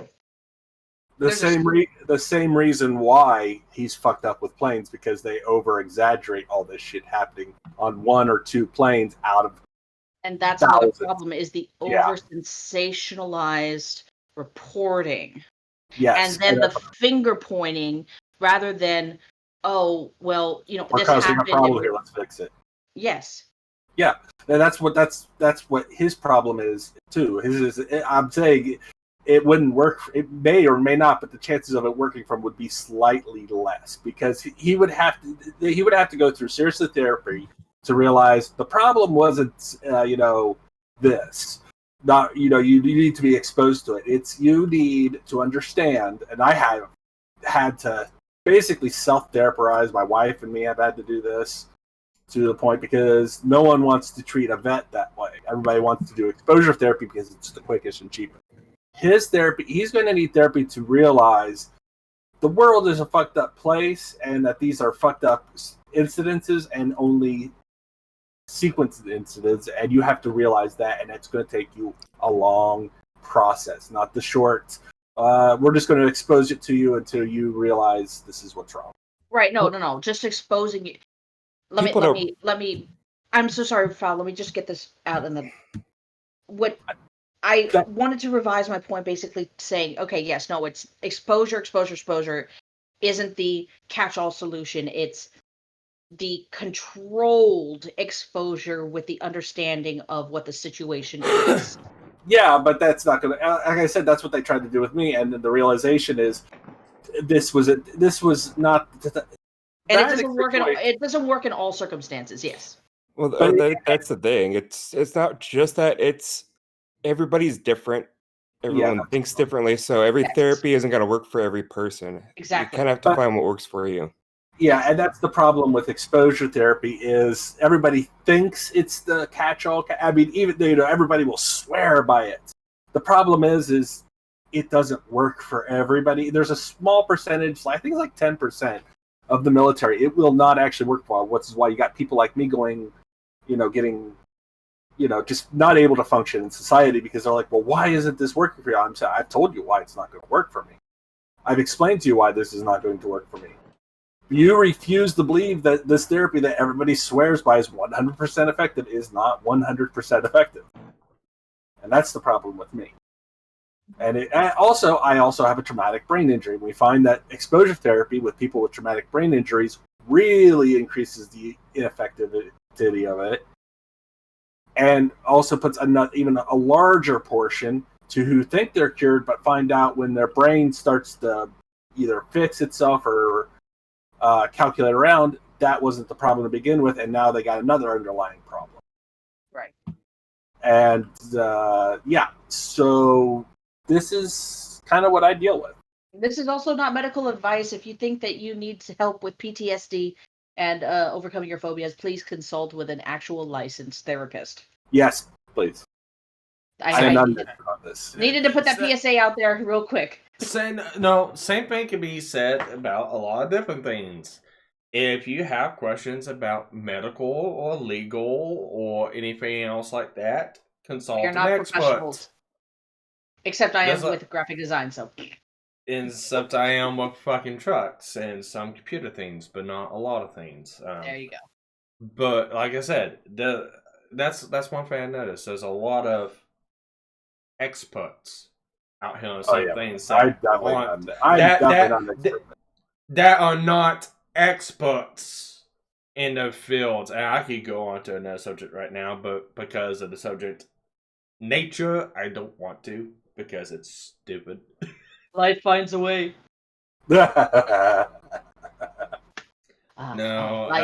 Stupidity finds a way. Well, no, it's like what I told you yesterday. There are people out there that will nail their dick to the table on a 1% chance that they may be right. That's as far as I'll take it. And that goes for a lot of things. There's a lot of people that swear by something. And there are the percentage of people who will nail their dick to a table just so that they can claim, "Oh, look, my dick is injured. Please help me." And that's it. What is that a solution for? We're we're not gonna go into detail. Oh, we can talk about it just a tiny little bit. But we're not taking sides. I'm trying to put a lid back. Okay, yeah, we're okay. We're not gonna take sides. We're not gonna take sides and stuff like that. Me and Penn have actually been going back and forth now for 2-3 weeks on the whole. About 2-3 weeks. Which one of you guys nailed your dick to the table? It wasn't I'm talking about Augie, Blow Blacks, Johnson. I'm talking about them. The Susie Lou situation. Yeah. It's kind of like that right now. I've noticed. Yeah, it's what I don't like is while I don't like people that like to jump on shit and spout stuff as actual facts when it's not facts. It's just one, it's the opinion, and two, it's speculation, and three, it's blown way out of proportion. You're gonna get a lot of that, and I actually think I don't know. It could be just a shit show because I never really tried to have a conversation with them, but I think you'd have a better shot at having a conversation with them about why you disagree with it than most, because you actually are coming from a place where you've done something like that. I can't because I try explaining my side and they block me and call me a Susie Lusum. Well, I've been in certain groups. Yeah, unfortunately there are, but it's on both sides. I'm sorry, our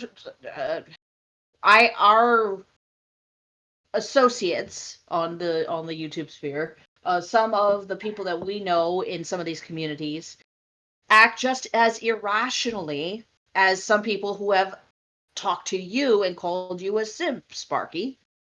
Okay, no, I've seen it. I was gonna say I don't have to say it.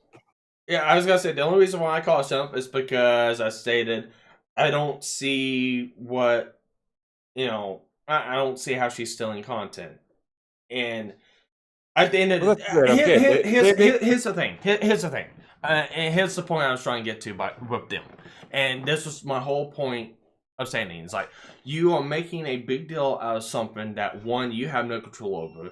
Two, you yourself cannot determine. And three, you're doing this just to gain and garner attention. And that's all this is. And they have no.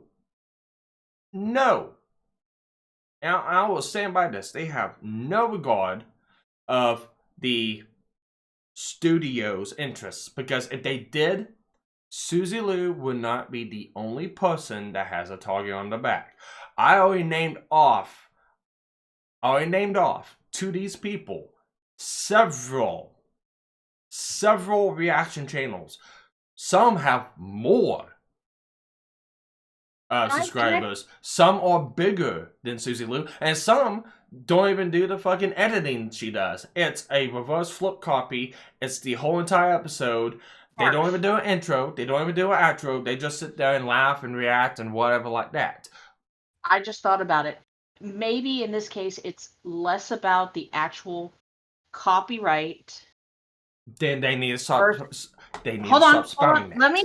No. It's less of. It sounds like it's less of an issue with the copyright than it is with that Susie has seemed to have irked some people because of how she behaves. Well, here's the. And they're using the copyright as well as just continuously pointing out how she reacts to the drama. They're using that as part of the weapon as leverage against. She's doing this, and it's in response to this, not that if you we're really going deep after her dive into because of the copyright.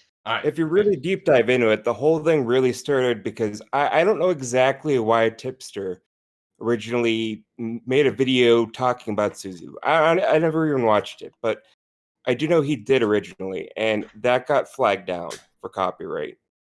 So now they're kind of going like, "Oh, you flagged me for copyright, but you watch copyrighted shit. That's hypocritical." It actually goes back further than that, Fowl. It goes back to how she's treated other people in the past and how it.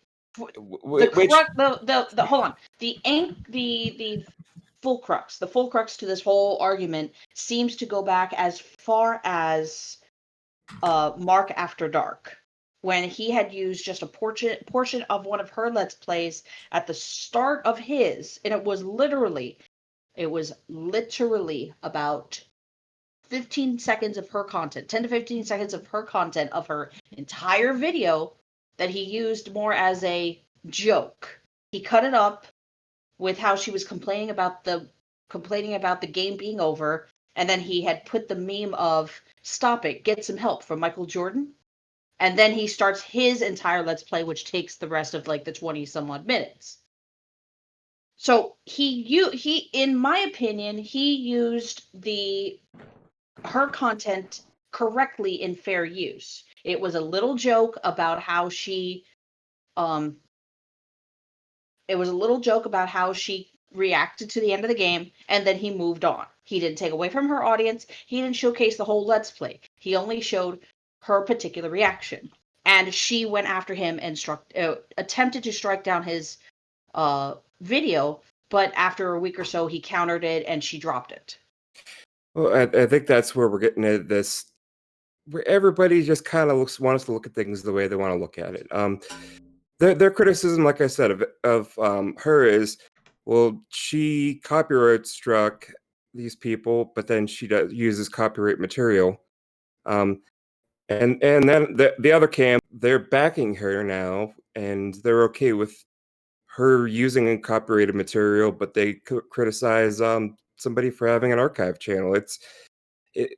You guys all just kind of find a reason to rationalize it's okay. They're doing something wrong, they're doing something right because they're hypocrites. I actually know what you're talking about on that one. That's why I say I think you're the only one that actually does content like her that really should be the one talking about this. But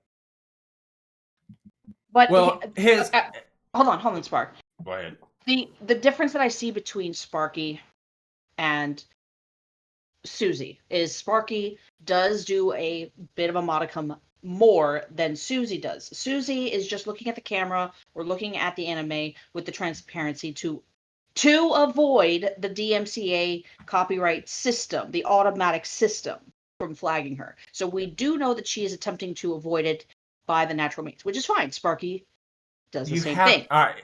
Hold on, let me finish. No. There is a difference. Sparky, you at least do more talking with the people whom you're watching with. You guys add commentary, and you're there. That's the one difference. The second difference is you're not attempting to sit there and sell it as a package on Patreon. That if you sign up on Patreon or on the website, you'll get the full, unedited, non-transparency version of this same show. For reacting. Right. Well, it's a really weird That's the spot thing. that he's in. Okay, I'm gonna say this though. You don't really understand. Like the uncomfortable spot he's in is he hasn't flagged anybody, so they're not gonna go at him for watching something like that because it's Right. not. They're going after him. That's They're going after her because she copyright struck somebody and she uses copyrighted material. They find it hypocritical. But there could be backlash where that could affect what you do. That's the point, and that's why I'm on this, and I'm telling them they're fucking dumb and stupid. Because of this simple fact. If you, like I said, I look down at the base subject point of the whole thing, and I look at the arguments being made, and I take away all facets and all portions of the argument that does not contrive to the point they're making. And when you take that away, they don't have a point. That's the problem. The problem is they're going at her. They're not going at her content. That's part of the reason. But if you clump all those reasons, there's a multitude of reasons why they're going at her. A multitude. But they're basing it off of the fact of, oh, she's still in anime content. That's not it. Because like I said, if they wanted to do that, there's bigger fish in the channel that do the exact same thing on Patreon and have their own, let me finish, on Patreon and their own website. Full, uncut, unedited reactions and talking about the whole entire show from start to finish. But that's the opening and the outro. They're going after her. Let's break this down. They're going after her because she was a bitch to them. Because she struck down their content. They're not going after these bigger guys because, again, it's not about the copyright.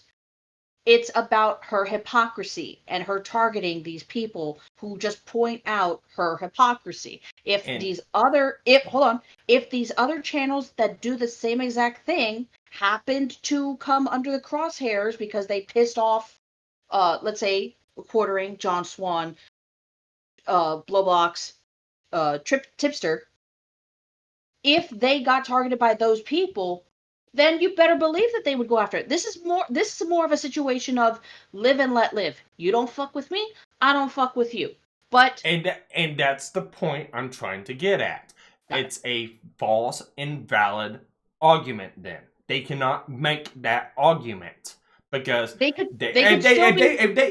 they want to come out and say that we just don't like her and we want to go after her for this, that's fine. Go right ahead. Don't guise it underneath. Don't try to deceive your argument into something else. That is the problem. I'm going to be really nice about this, Sparky, because that's the problem. I love you. I respect you. I love you. I respect you. Mm-hmm. The argument I hear you making is the same argument that I have when I hear people say, "Just don't break TOS, bruh." Because now you're utilizing a system against somebody you don't like, whether the reasons are justified or not.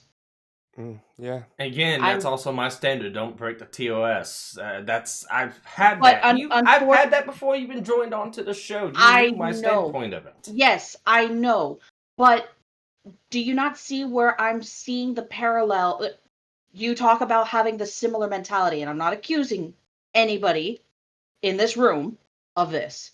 I'm just saying I've noticed similar lines of thinking when it comes to that, and it proposes a contradictory stance with one principle versus not liking somebody because they're a hypocrite because they will report copyrighted ID, but they're using copyrighted material, versus don't break TOS, brah, and then extrapolating what is said that could potentially be a broken of TOS just to silence somebody for criticizing you.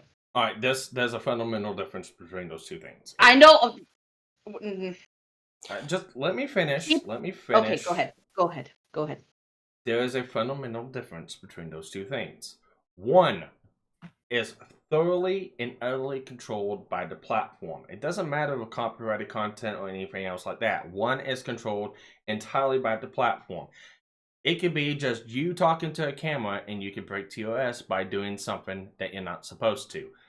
When you're a content creator, any kind of a content creator, whenever you join onto the platform, in order to have any kind of access to any of the tools on YouTube or Twitter or anything else like that, but we use YouTube as a point. In order to utilize any of the tools, in order to sub, in order to like, in order to flag, or in order to make videos, you have to have an account. When you make that account, you have to abide and agree to the terms of service onto that account.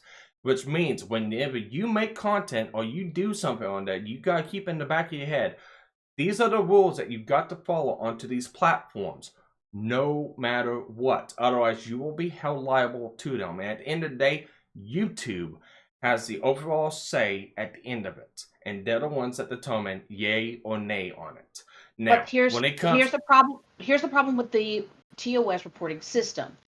YouTube doesn't determine what is YouTube. Let me back. YouTube doesn't take arbitrary action without some kind of interference. What I mean by that, because I'm not using the appropriate words, but I'm just trying to get my thought out there, is if you, Sparky, make a video and you talk about someone somewhere and even politely criticize what they do. And let's hypothetical. Yes, I know you don't like whatever, but a hypothetical. Let's put this video on there. This video. Let's put this video on the chopping block. We say something in this video somewhere that somebody doesn't like, and they determine whether it's a violation of TOS or not. Okay? Okay. Even though we're doing absolutely everything that we can to stay polite, we're not attempting to break any we're not pointing out any intrinsic differences of people's characteristics, their race, their whatever. If worded correctly, somebody can go to YouTube and report the video and say, this video breaks TOS because of X, Y, Z reasons as described here. Mm-hmm. And not just one report, but as YouTube has also stated, they've gotten mass amounts of reports.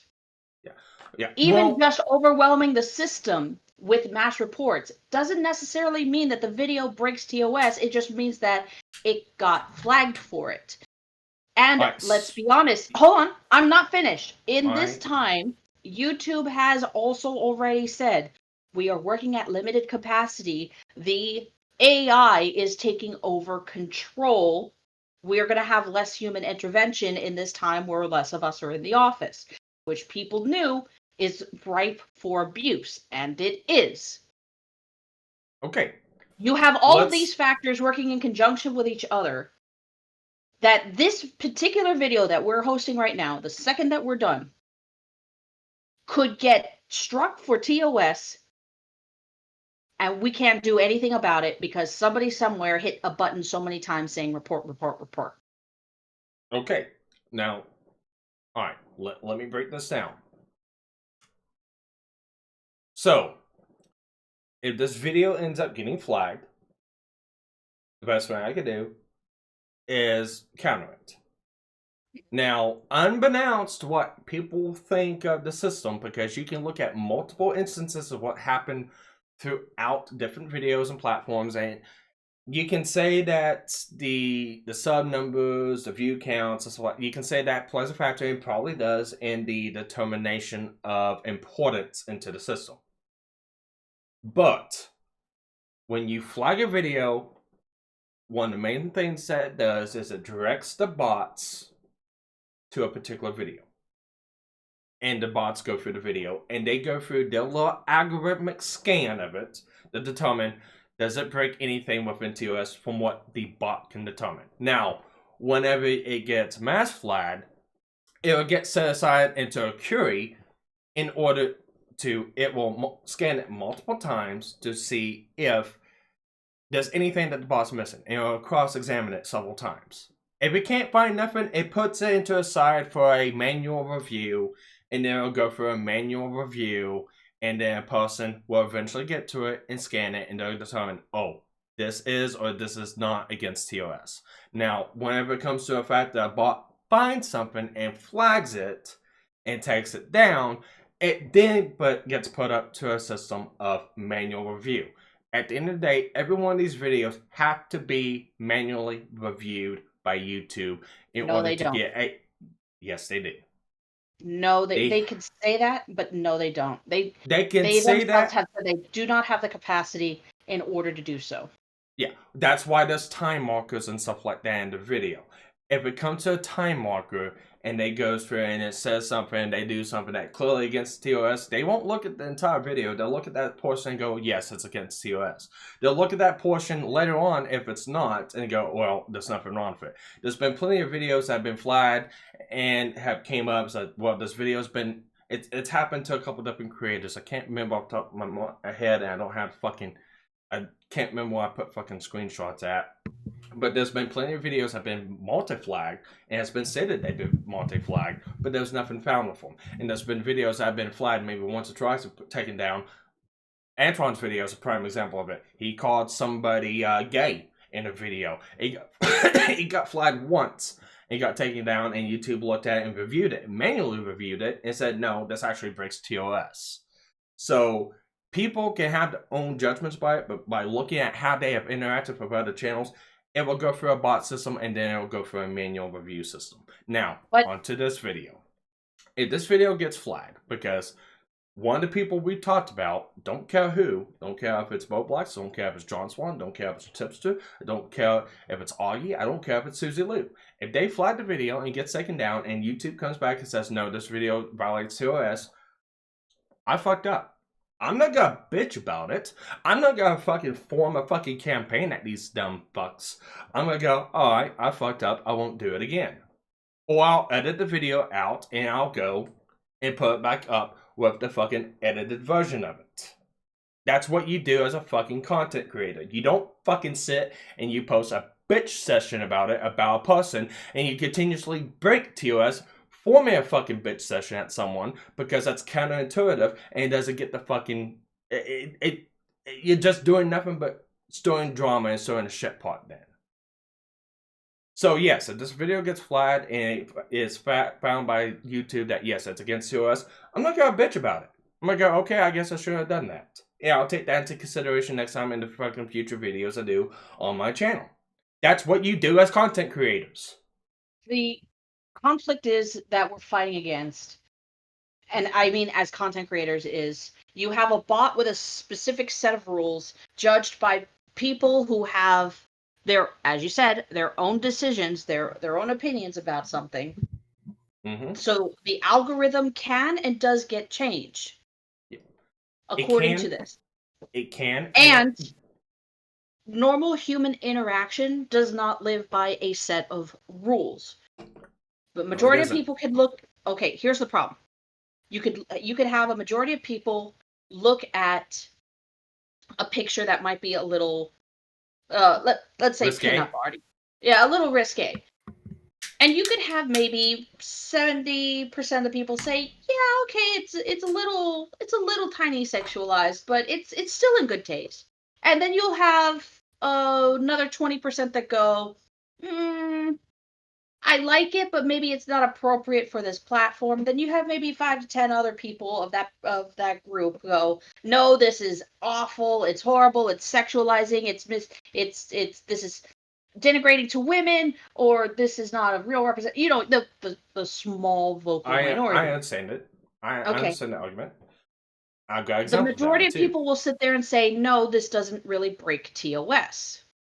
But you have the 1 or 2 people that make the determination that it does, just because you have the minority overrule the majority. So therefore, it's not a consistent system is what comes down to the crux of the problem. Is that TOS, as a set of rules, is not applied evenly and equally. And neither is laws of the land, neither is rules for driver's license and stuff like that. Here's the difference. Here is the difference. We have a system in place where people can actually go and put their grievances to a court of law. YouTube is judge, jury, and executioner, and solely. There is nobody else that you can complain to, except your viewers. All right. Let me break this one down now. That way I can form my explanations. I tried to do this to a point and not multiple points because I'd miss something. But so one example I got of this is what happened on Enemoon or Manifest Destiny. So Lo-Fi and Tyro, when they've done the streams before, this is like 2 years ago, and this is where YouTube coined the phrase "fuck YouTube" or "fuck YouTube." She'd have GIFs running on the stream from different shows and animes, and they're like 5-second to 10-second GIFs. Here's the problem: a lot of those GIFs were questionable at best. Nothing that really violated TOS, but questionable at best. And some of but that's just it. Apparently it did. You thought it didn't. You tried your best. Let me finish my thoughts. They were questionable at best, but to the eye can see, it wasn't. But most of those gifts came from shows like hentai. And the thing with that is, a lot of content ID it will be looking at, that the bot looks at, that YouTube looks at, or it's from this show. This show is labeled as this. This is against our terms of service. Now, at the end of the day, was there anything wrong with using those gifts that break TOS? No, it didn't. But she still got hit regardless, and she got hit enough times the channel got removed. And it did get removed. She lost the channel because of it. Now, is it not right? No, it's not right. Is it fair? No, it's not fair. But here's the thing. You know what caused it not to do it again. So, as much as she wants to use those gifts, she can't. Because YouTube said so. So, moving forward, you want to use the platform, you've got to follow the rules. No matter if you like them or not. Just like driving down the road. You don't want to drive down the road with a fucking seatbelt on. My determination, you're putting your own life at risk. Whatever. It's your own life. If you want to risk it, that's fine. But in a court of law, you're still going to get fined and ticketed. And if you get 3 seatbelt tickets, you lose your license to fucking drive a car. You didn't hurt anyone else around you, but you still disobeyed the rules. And you still had to go through and answer to them. The answer to that is losing your license if you do it multiple times. You don't like it? This is where I disagree with comparing YouTube's TOS with our laws. Like I said, with actual laws in real life, there's a way to address grievances. You get arrested because you are exercising your First Amendment to protest. Yes, you get arrested. Is it right? No. But you actually have a method to address that grievance and receive compensation for that infraction. With YouTube, there is nobody else that you can go to if YouTube makes a determination. And it is, the system itself is not set up in a way to not have these exploitations of mass flagging, of mass reporting, of the bias behind the scenes. YouTube has a vested interest to protect people who have higher sub numbers, who align with their ideology, and who they featured as part of their promotional programs. And let's be honest, YouTube Rewind is nothing but a promotional commercial. Look at all these wonderful people we have on our platform. Come and look at more of these videos. Time out. It is the same. It is the same on this aspect. And that's why I used a driver's license and nothing else. Because, okay, you would think you get your driver's license removed or revoked because of the fact of reckless driving, drinking while driving, putting other people's lives at risk, stuff like that. Something that would actually determine a reason why you would get your motor driver's license removed. The problem, Sparky, is people know You need to drive safely. You need to drive safely. And there are specific and exact laws for driving safely. You wanted me to let you finish. Go ahead. Let me finish. Go ahead. Let me finish. Go ahead.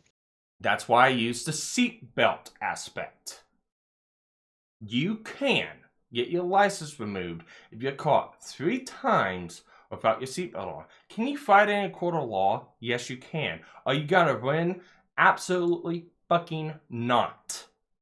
You're gonna get your license removed. It doesn't matter if you have the best damn lawyer out there. You got 3 strikes on your record and they're from seatbelts, you will get your license removed. You drove safely. You didn't put anyone else's life at risk. You only put your own life at risk, but you still lost your license. You still disobeyed the rules, and you still disobeyed the law. There's one officer out there that pulled me over every now and then just to make sure I got my seatbelt on because he's caught me 2 times without it. And he singles me out all the time. That seems kind of biased, too. I can't do anything about it. That's just how it is. Same thing on YouTube. Same thing on the platform. You relegate yourself to the rules on the platform. You don't like it, you don't use the platform. That's my standard, and it's not going to change. You don't like the fact that it's unfair, don't use it. If Well, you're going to use it, the platform, you should actually not feel that way. But I'll say this much: you made the same argument earlier about storm shelters and face coverings. Now, the people that left their house, they know that this virus is out there. They could definitely have brought something with them to cover their face. That's the rules that we're following right now. time out. So that's the difference. That's a implied rule by a local, the person that owns the shelter. Now, when it comes down to it, you cannot deny entry to somebody in a natural disaster or a natural circumstance like that. You can get sued for that. That is actually highly against the law to do that. You cannot deny shelter to someone seeking shelter or refuge from a disaster or a natural event that is happening. That's exactly what happened at Home Depot and in 2011 with that. Now, if it's one thing that's stated in rules and laws and it's actually in the laws, okay. It's not. They're implied. You can fight that, and you will most likely win.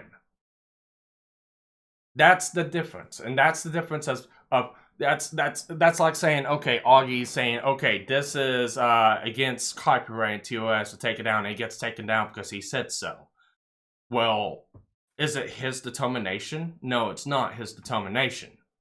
And that goes on to the other fact what I was going to get to from copyright, because that's the inherent difference between TOS and the copyright standard. The copyright standard is something that YouTube has to follow per basis of law. So when it comes down to it, YouTube doesn't make that determination if it's fair use or not. YouTube doesn't make that determination if you're selling content or not. And it's not up to any other content creator to decide that either. It's up to the animation company that the content's being used to have that reaction done on. So they didn't have to take it, and it has to go to a court of law. And then a court of law has to decide, is this or is this not fair use? That's the inherent fundamental differences. Those are the channels that need to be going through. Not people going and railing against someone. Oh, she's stealing content. Oh, she's stealing content because we don't like her. That's not how that works. It has to be between the animation company and her and a court of law to determine, is this or is this not in violation of fair use, DMCA, and copyright law. YouTube does not make that choice and determination. Now, when it comes down to TOS and stuff like that, that is inherently all up to YouTube. Those are the 2 fundamental differences, and that's, people are blurring the lines between that. As one of the things and the reasons why I cannot stand this whole entire fucking argument is like, you guys are just throwing everything in fucking part, sewing together and making it into one great big, we don't like her because of this, go after her. That's not a formed, concise argument. That's the exact same thing as the kick Vic and the stand with Vic. Was it fair that Vic got fired for Funimation because of a stupid allegation? No, it's not. It's not fair. Could Funimation have retributions done to him because he was unfairly fired because of a stupid allegation? Yes. Were the allegations basis true and factual? Maybe, maybe not. I'm not going to make that determination if it is or is not. I have not seen it all, so I'm not going to make that fact. But the point is, you got people on one side stating this, you got people on the other side stating that. They both have the reasons why they're stating this. Is it right? No. Is it going to happen? Yes. At the end of the day, it's fucking stupid. When it comes down to it, it needs to be settled down into a court of law. I'm only going Not to add this last. public opinion. I'm going to only add this last bit, and then I'm done with this discussion for today. Move on to something else. Yeah. Yeah. The consequences of what is happening have far-reaching effects. Whether she is or isn't violating copyright, whether or not Tipster and Quartering and John Swan are bullying her, will have far-reaching effects down the line. Yeah. Are both sides taking this too far? Absolutely. What people are concerned about is the aftermath. How are the rules going to change, either in a court of law or in the YouTube space, to allow them to continue making the content they've been making thus far? And are they going to be punished retroactively for the content that they've already posted that has fallen within the acceptable guidelines, but then will suddenly be seen as in violation and then taken? That's another problem that people have. But we'll save that discussion for another day. Is the retroactive changing of rules and then punishing people when those rules were okay? Well, here's the only thing I can say to that one. And the only thing I can really put into it. There's gonna be a change in rule sets, and there's gonna be far-reaching consequences, not just for them, but for everyone else. The problem is, it's not gonna go the way that they think they're gonna go, because in order for, say the side against Suzu, in order for them to get what they want, it's got to go to a court of law between Suzu and animation companies. I can tell you right now, that is most likely never going to happen. Most likely. That is far outreaching and stuff like that. What is going to happen is the uproar that's being caused by them and the actions that they're taking. YouTube and Twitter is going to see this. They're going to see what's being done, and they're going to retroactively change their rules to be more harsh and strict towards that kind of content. Because when it comes down to it, YouTube can't do a damn thing about copyrighted content unless the owner does something about it. When it comes down to stuff on the actual platform, they have full control of what they can do. So what's going to happen, again, why I say they're going to nail it to the table on a 1% chance they may be right. And they're going to fuck everyone else over it. That's why I've been railing against them, and that's why I don't agree with the tactics and the methods that they've been using. Because they're going to cause people more... out. Huh? But I do believe in calling people out if they see do. hypocrisy. But that's fine. Within limits. That's completely fine. Right.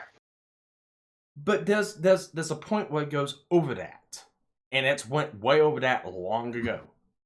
That's the point where I've been setting at right here. It's like they're causing more damage and more harm to themselves and others than what the point they're actually trying to make. Now, I agree with calling people out. I've called Suzy Liu out myself. Yeah, I've stated this much. Her reactions are lackluster. There's a lot more she can do to them to make them more interesting. She can talk more. She can do a little bit more. You know, she can probably use more clipping. There's a lot more things that she can do. A lot differently to make them more better in my aspects. But like, you brought my content into a question. I even brought this up myself. I don't make my anime content, my watch club videos on my Canon Tuesday video. I don't make them as a reaction-based style video. I make them as a Mystery Science Theater 3000 video. We're not reacting to the content. We're talking about the content as it's coming along. Oh, this battle comes up. I like the way that they have the dynamics for this. This is different from the manga for this point and this point. This doesn't make sense because the continuity of what happened 3 episodes ago. Why didn't they do this 3 episodes ago if they had this? It's more of a commentation. Exactly. It's more of a commentation. Now, reactions are still reactions. There's still a type of reacting and commentation whether if you agree with it or not. If you got somebody's face plastered to it and somebody's going, "Oh my god, oh, what was that? What was that? Oh my god, I can't believe that fucking happened." Or they're just sitting there fucking in awe, amazed, or like, "Oh my god," with their fucking eyes bugged out because they can't imagine or they can't believe what happened on screen. That's a type of reaction.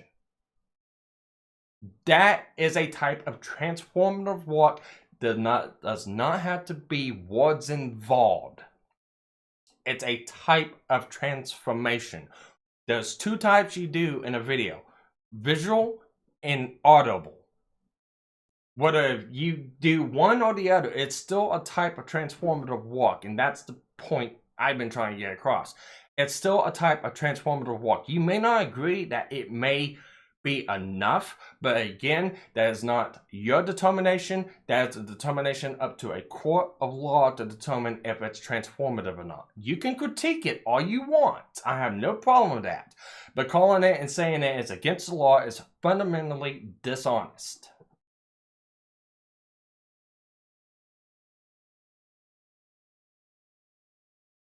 And I do not like dishonest claims because they're not based on facts, they're based on speculation, they're based on opinion. And that's the problem when you take your opinion and you try to put that out there as rules. You gotta leave it up to the fucking core law and or the platform. So, like I said, I can agree that their videos are against TOS. The only thing I can do is, if I feel like they're against TOS, I report it. If I report it, it's out of my hands and it's up to YouTube. If they made that determination, then they made that determination. If it is, it is. If it isn't, it isn't. Same with my content. If somebody doesn't like what I said or what I do, or somebody doesn't like the fact that we're talking about this or talking about that, somebody can flag it. If they flag it, it'll be up to the determination of YouTube. Whether it be from bots or people, whatever. It's still something that we gotta relegate ourselves to in order to use the platform. Is it fair? No. But we use the platform because they allow us to. As you can say, the YouTube overlords. So. Well, people think it's that. People want it to just be that simple. But it's not. There's a lot of organizations that lobby against YouTube in order for them to have to pass those rules. That's the thing you don't really... that doesn't really cover it. It's not that YouTube necessarily wants to crack down on a bunch of people, but they have to. They'll demonize them if they don't, and that's a bigger issue. And that's another thing too. I mean, it's like with I can make the argument with the trucking industry and EPA. We can make these trucks be more reliable. We can make these trucks run a hell of a lot better, a hell of a lot stronger, and we can make them run to a point where they won't fucking break down, except for maybe, the occasional major malfunction or here and there, or something electrical, or something simple.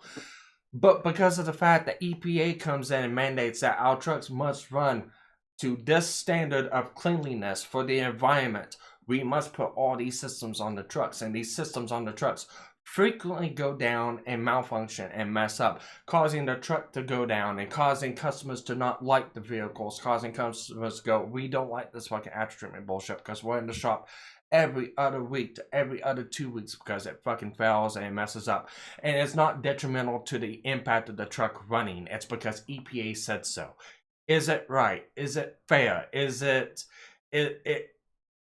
worthwhile? No. In my opinion, I like the old pre-model trucks before the after treatment bullshit came out. I don't mind if people fucking delete their trucks. I don't care if they get rid of the after treatment stuff. But when it comes down to it, we can't work on it in the shop if they do it.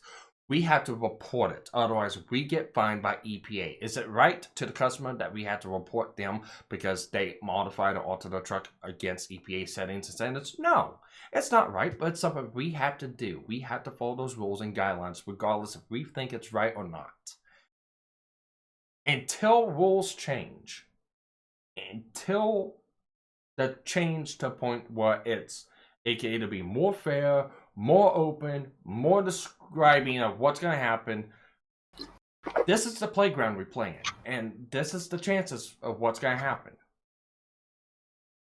You have no one to blame but yourself.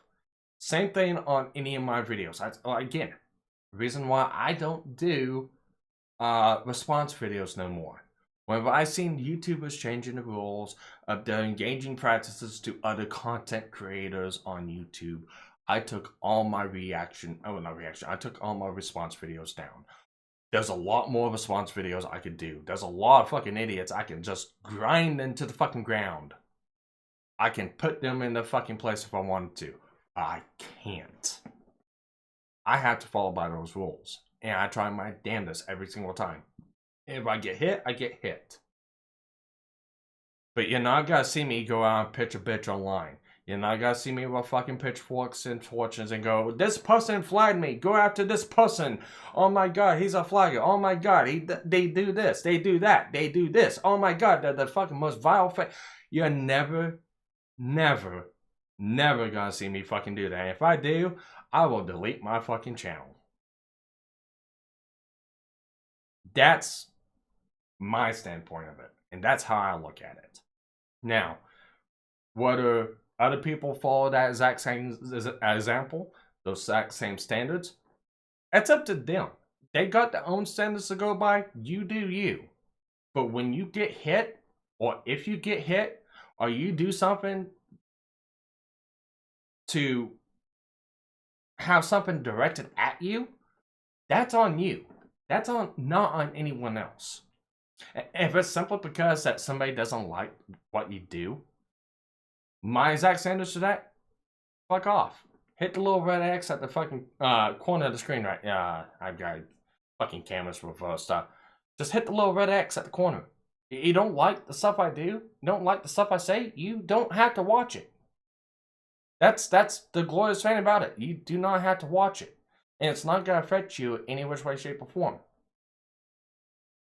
Now, if I'm talking about someone and going at someone, that's a little bit different. If I'm talking about someone and it affects them, that person has every fucking right to respond in any which way, shape, or form. Whether it be in a response video, would it be using the platform rules against you, would it be annoying you, or telling you to go fuck off? It doesn't matter. They can do any one of those things. That's something you gotta keep in the back of your mind. You don't keep that back in your mind. You think you're untouchable. You think you can do this, and you think you do that. You're gonna get hit. That's why I don't feel sorry for any of these people. And if it comes down to, like, again, Susan, if she gets hit by the animation companies, and she gets hit at the corner line and comes out, her stuff isn't reactionary, her stuff isn't transformative enough, and it does break fair use guidelines, then okay. I guess she broke the law. I don't see what's so hard about it. I really don't.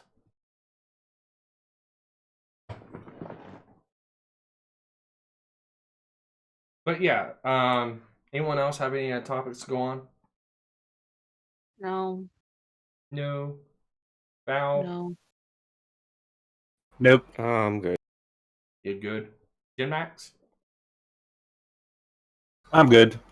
You're good? How long have we been going? Oh, damn, we've been going for 3 hours on this. Okay. 3 hours is why I'm good.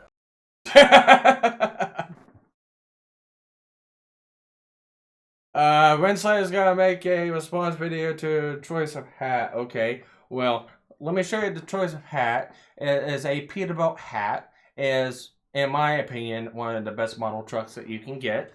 So make sure to show Peterbilt and get light if you're gonna do a response video.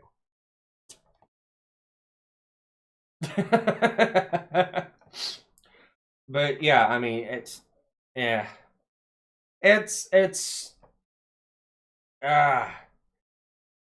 I guess the only closing thoughts I can have is if you're a content creator, be mindful of what you do and say, because it has repercussions and it can affect you.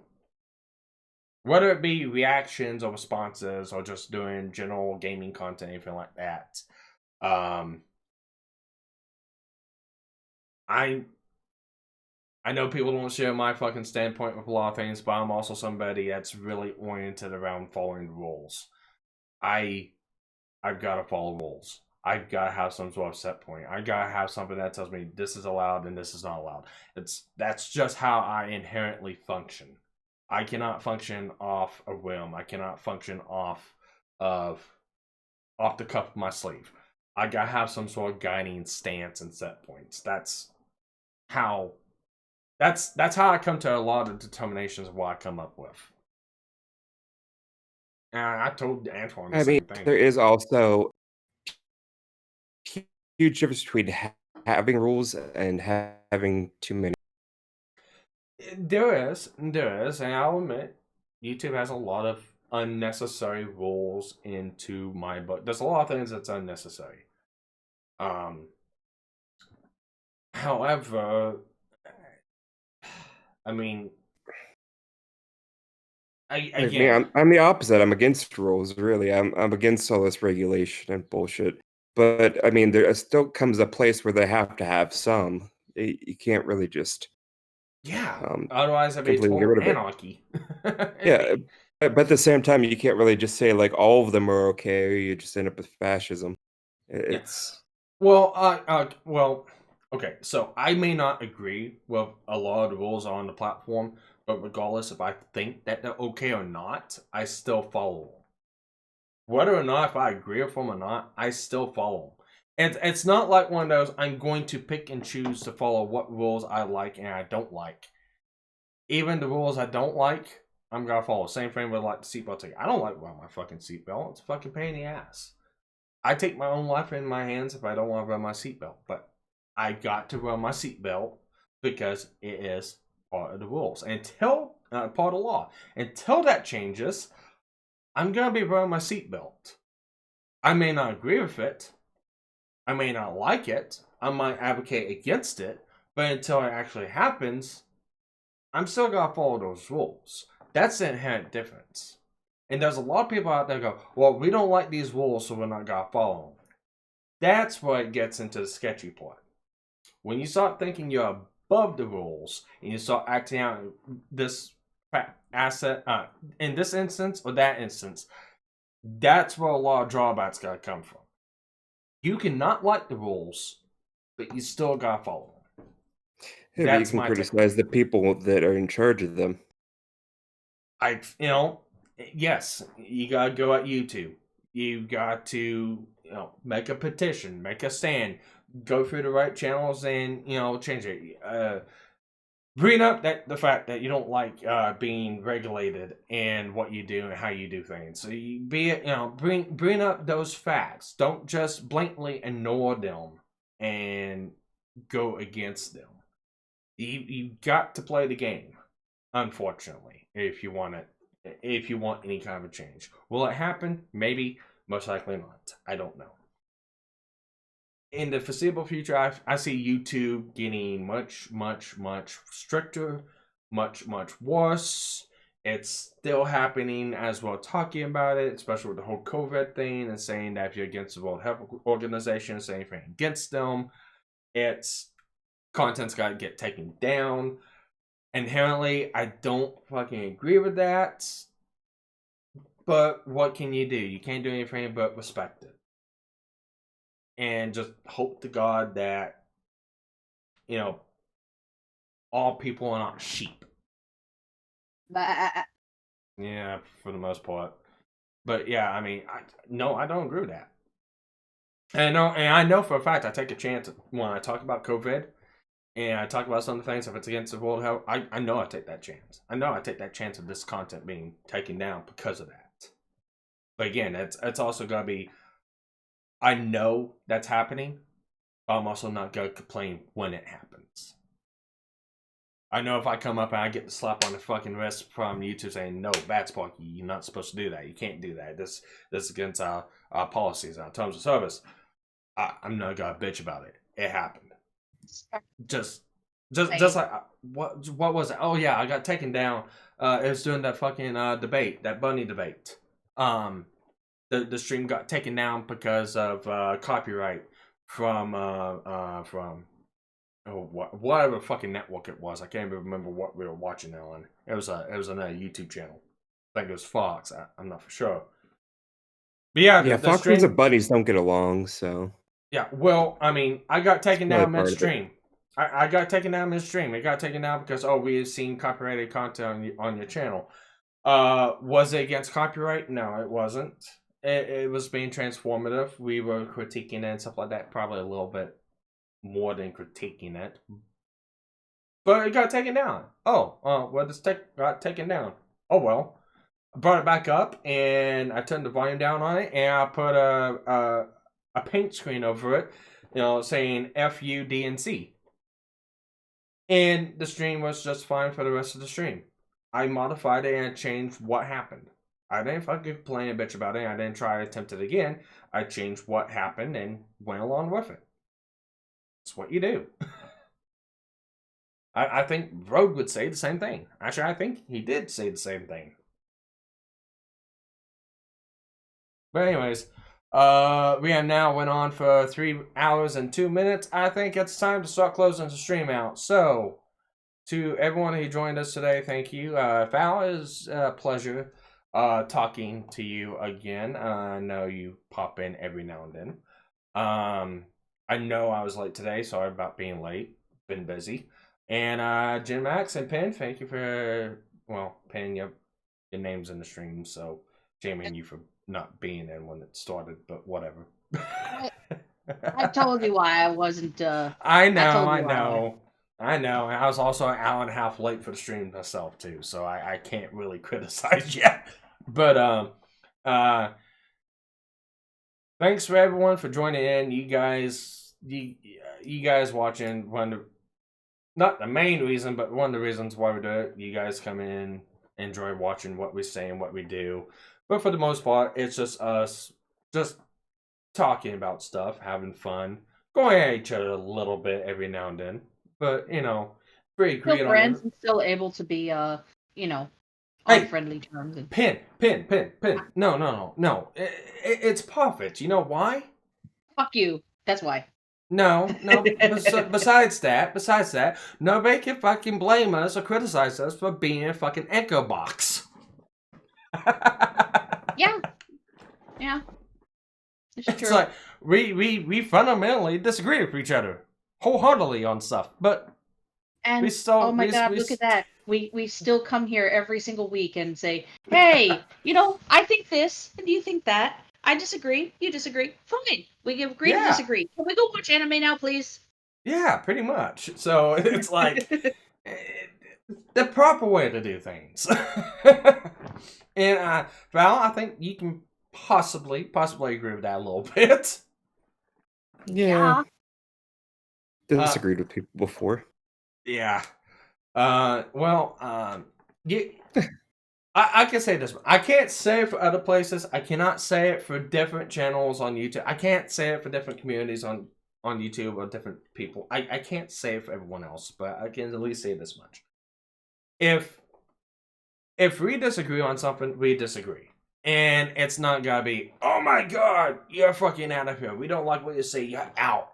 Or, just dogpile you all the time or anything like that. It's gotta be the fact of, okay, you don't agree with this fact? Okay.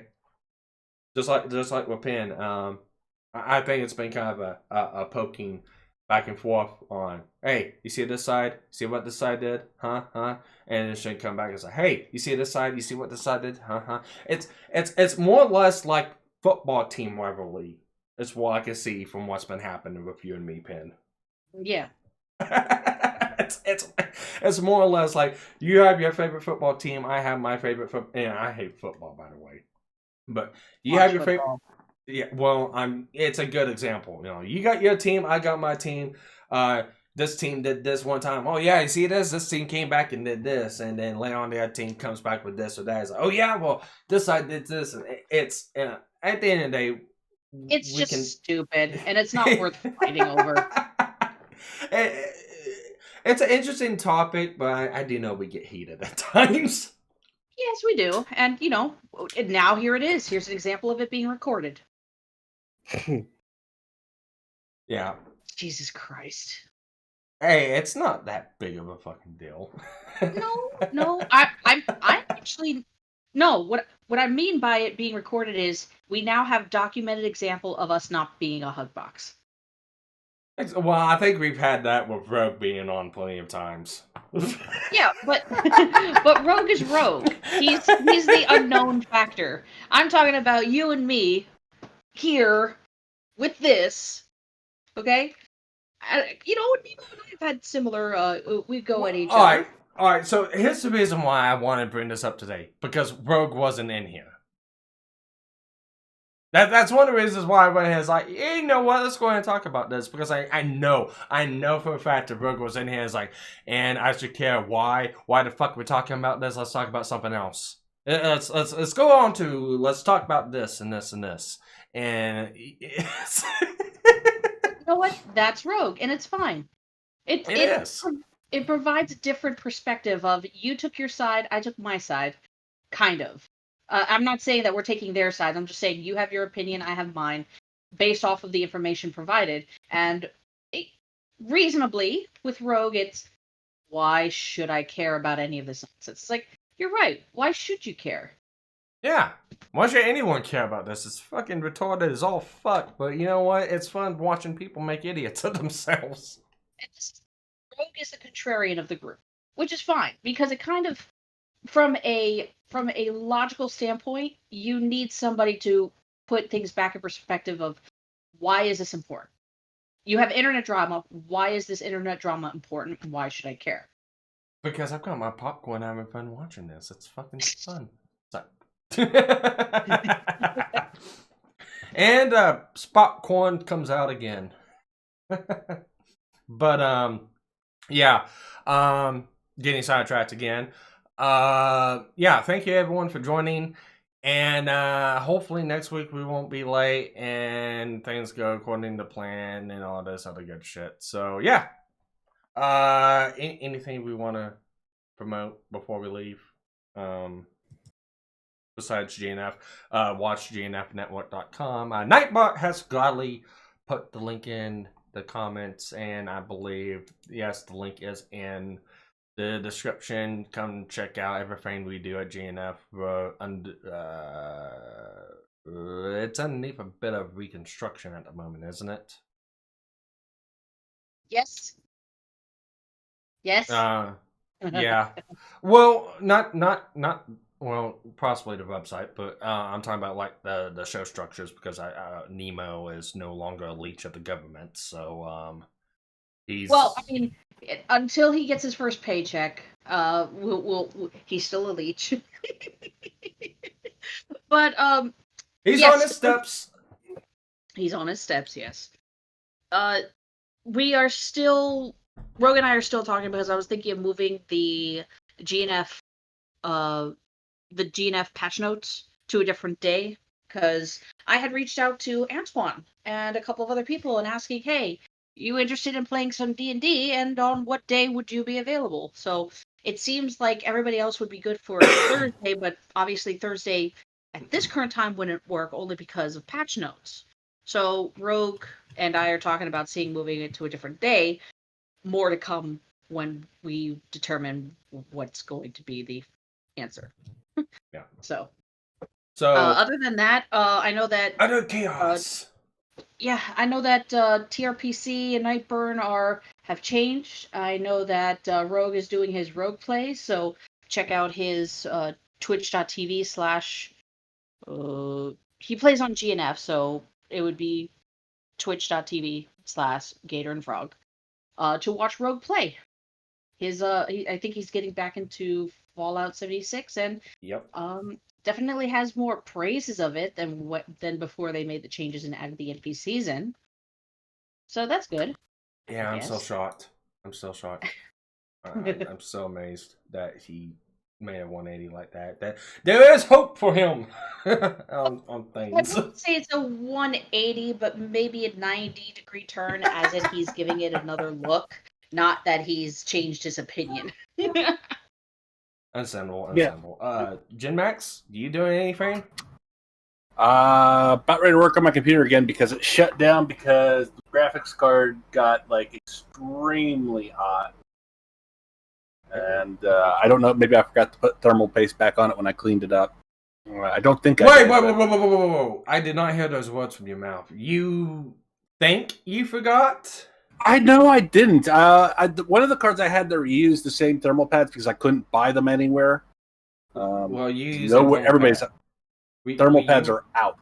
Oh, thermal pads. You can reuse thermal pads. It's thermal paste. Paste, yeah, I did redid. Yeah. I know I redid the paste, but I think it might be the fact that I used Icy Diamond, and sometimes those don't work with graphics cards. But the other one's working fine, and it's not getting hot. So I just think maybe the pump isn't pumping fast enough.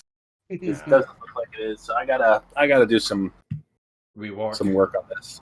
Yeah, rework. Foul. You doing anything nowadays?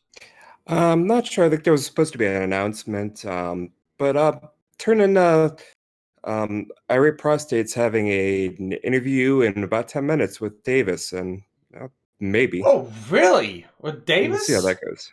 How? Yeah. Oh, I can see that. Oh, God. I just linked it.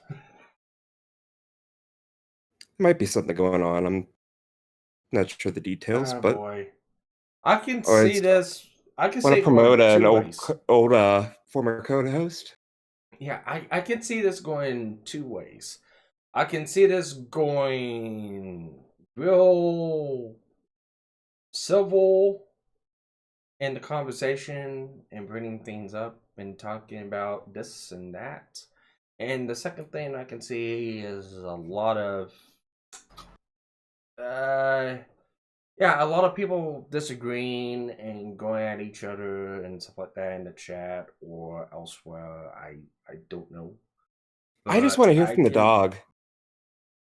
I can see it being very, I can see it being very interesting. I actually like David. I like Davis a lot. He's a fucking talented artist. Some of his fucking paint. I'll show Davis here just a little bit, but he's a real fucking talented artist, and he does mostly oil paints and acrylics every now and then. That's what he started out with, and now he does a lot of stuff digitally now. But if you ever run across Davis or Night Beast is his handle, so it's either Davis or Night Beast. If you ever run across him,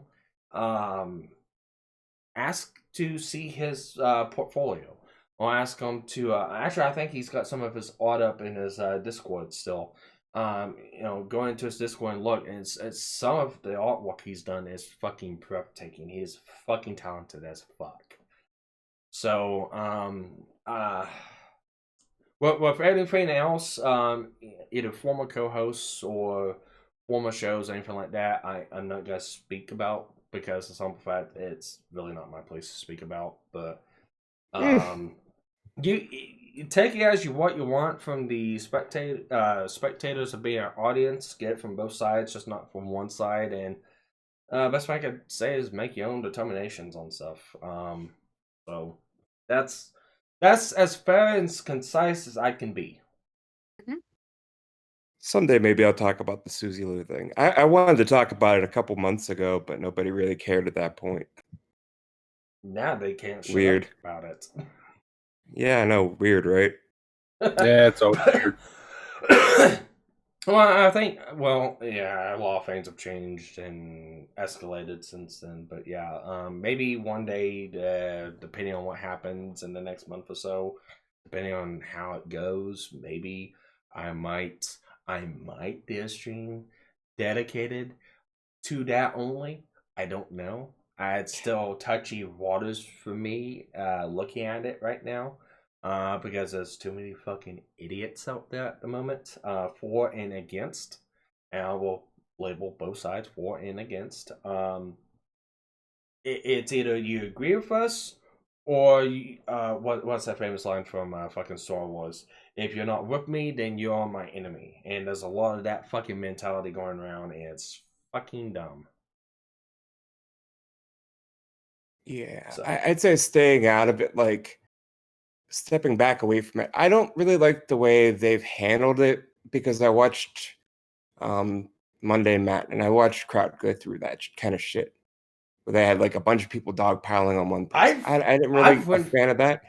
I went through it But- personally. So is Antoine. But I don't agree with it. her flagging people, just over like little things either. So I'm kind of just been on the outside of that, where like I don't know, there's things everyone could have done a little bit better. But and I'll agree with that too. And that's one of my critiques about her is that the copyright stuff, the copywriting and the DMCA, I'll speak out again to say depends on what aspects and like if they just took a complete stream down and re-uploaded it, you have every right to fucking DMCA and flag it. But if they use clips and portions or talking about it in a certain way or fashion, doesn't matter if it's critiquing or being abusive about it. That is not the place for the copyright. As far as the actual community guidelines flagging, I'm not gonna condone anyone for using the functions of a website that they provide to people. I'm not gonna condone that whatsoever. I'm just don't delete posts. That's not a viable function. Well, you can if you want to delete your entire Twitter, if you want to delete your entire YouTube, you want to delete your entire Discord, do it. I don't care. Fucking do it. I don't know. I won't do that. It's your. Alright, so my Twitter. If I was to post anything on my Twitter and I wanted to just nuke it one day, I have every fucking right to do so. People can critique it. People can comment on it. People can have their opinion. Oh, well, why did Sparky delete his shit? Maybe because I just wanted to fucking delete my shit. Maybe there was something on there I wanted to hide. Doesn't matter. It's still my right to do so. Same with like somebody's flag history. Oh, we want to see your flag history. Fuck you. It's my fucking opinion to anyone else. That's my opinion. I don't think after the colossal fuck up that was, I will say, I mean, Matt he showed his flag history and everybody, right? But the fact that he just kept on insisting that he did nothing wrong, but then he was called out on it because he was kind of forced to show his history. Well, no, he said he didn't flag the kill stream, and that was never actually proven. The funny thing is, we found out Jeff was actively flagging the kill stream at the time, so there's a good chance that him and people he knows might have had more to do with that than Matt. But it just ended up being what it is. Like he was the easy person to point the finger at, so they just kind of went with it. And that's all it is. It's finger pointing, and I totally fucking don't like that shit. I can say, I don't agree with this person. I don't like what he does, and that's usually kind of why I'll leave it. I don't agree with it whatsoever. Same thing with like what happened with me and Anti-Hero. He opened his foot up and opened his mouth up, put his fucking foot in it, and I opened up the door to let the person that he was going against in to fucking rail on him. But again, that's not my fault. That's his fault for fucking inviting him on. So it's at the end of the day, it's your own actions, and your own actions have everything to do with what you do. Same with like it. I really wish he got over that. I don't know. I've argued with people on the internet. Like, who fucking cares? Like, it's it's like move on, do something else, do something different. I can say this much right now. Me and Anti-Hero, we don't get along, but we don't interact with each other too. He goes to his corner, I go to my corner. I'm gonna say that. My problem with Anti-Hero was always that he was just a dick to you afterwards. It was never really like, oh, you lost an argument. And maybe that would serve him better to understand that, like, all right, well, you yelled at somebody, yelled at you online. It's whatever. So what? I mean, it's whatever. He doesn't like me. I don't like him. We disagree. We don't get along with each other. He went his way. I went my way. I'm here doing my stuff. He's there doing his stuff. I'm not gonna say don't watch him. I'm not gonna say go at him. I'm not gonna say this or that. I'm gonna say, if you're interested in the content he's doing, go watch his content. I believe he's doing read-alongs of My Immortal or some other things like that, same with Antoine.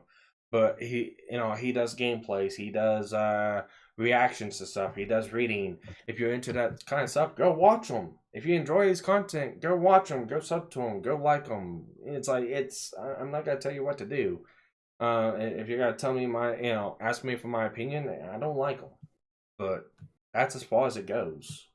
And he probably had the same opinion about me. He probably doesn't like me, anything else like that. But whatever it is, I'm not gonna attempt to try to direct people to go at them. I'm not gonna attempt to try to tell people don't watch them. I'm not gonna do that shit. It's whatever. Whatever happened between me and him is in the past, and it's in the past. So, and I think that's a mentality a lot of people need to fucking adapt, because what happens in the past is in the past. Can't change about it, and there's no sense bitching about it. So, it is what it is. People are gonna not like each other, and people gotta rally each other and go at each other and stupid shit like that. So, you have your instances of it, Val, Jim. I know you have your instances of it. Same with you, Penn. We all have people or groups here that we inherently do not get along with, or we were kosher with, or we got along with, and we were on good terms with, and now we're on bad terms because of some reason, one over another. It happens. What actually describes the character of a person is how well you fucking move along from it. People are allowed to change. And yes, they're allowed to change for the worse. That has to be their decision. But people can call them out for when they do. Yeah, people can call them out and stuff like that. But when you keep railing and hopping and railing and hopping and railing and hopping on it, it kind of loses its fucking meaning and point. It's like, what's the point? It's like, okay, you don't like this person? Fine, okay. There you go. There's a point of when the horse is thoroughly beaten and dead. And when you go beyond that point, I don't think you need glue anymore. So, but yeah.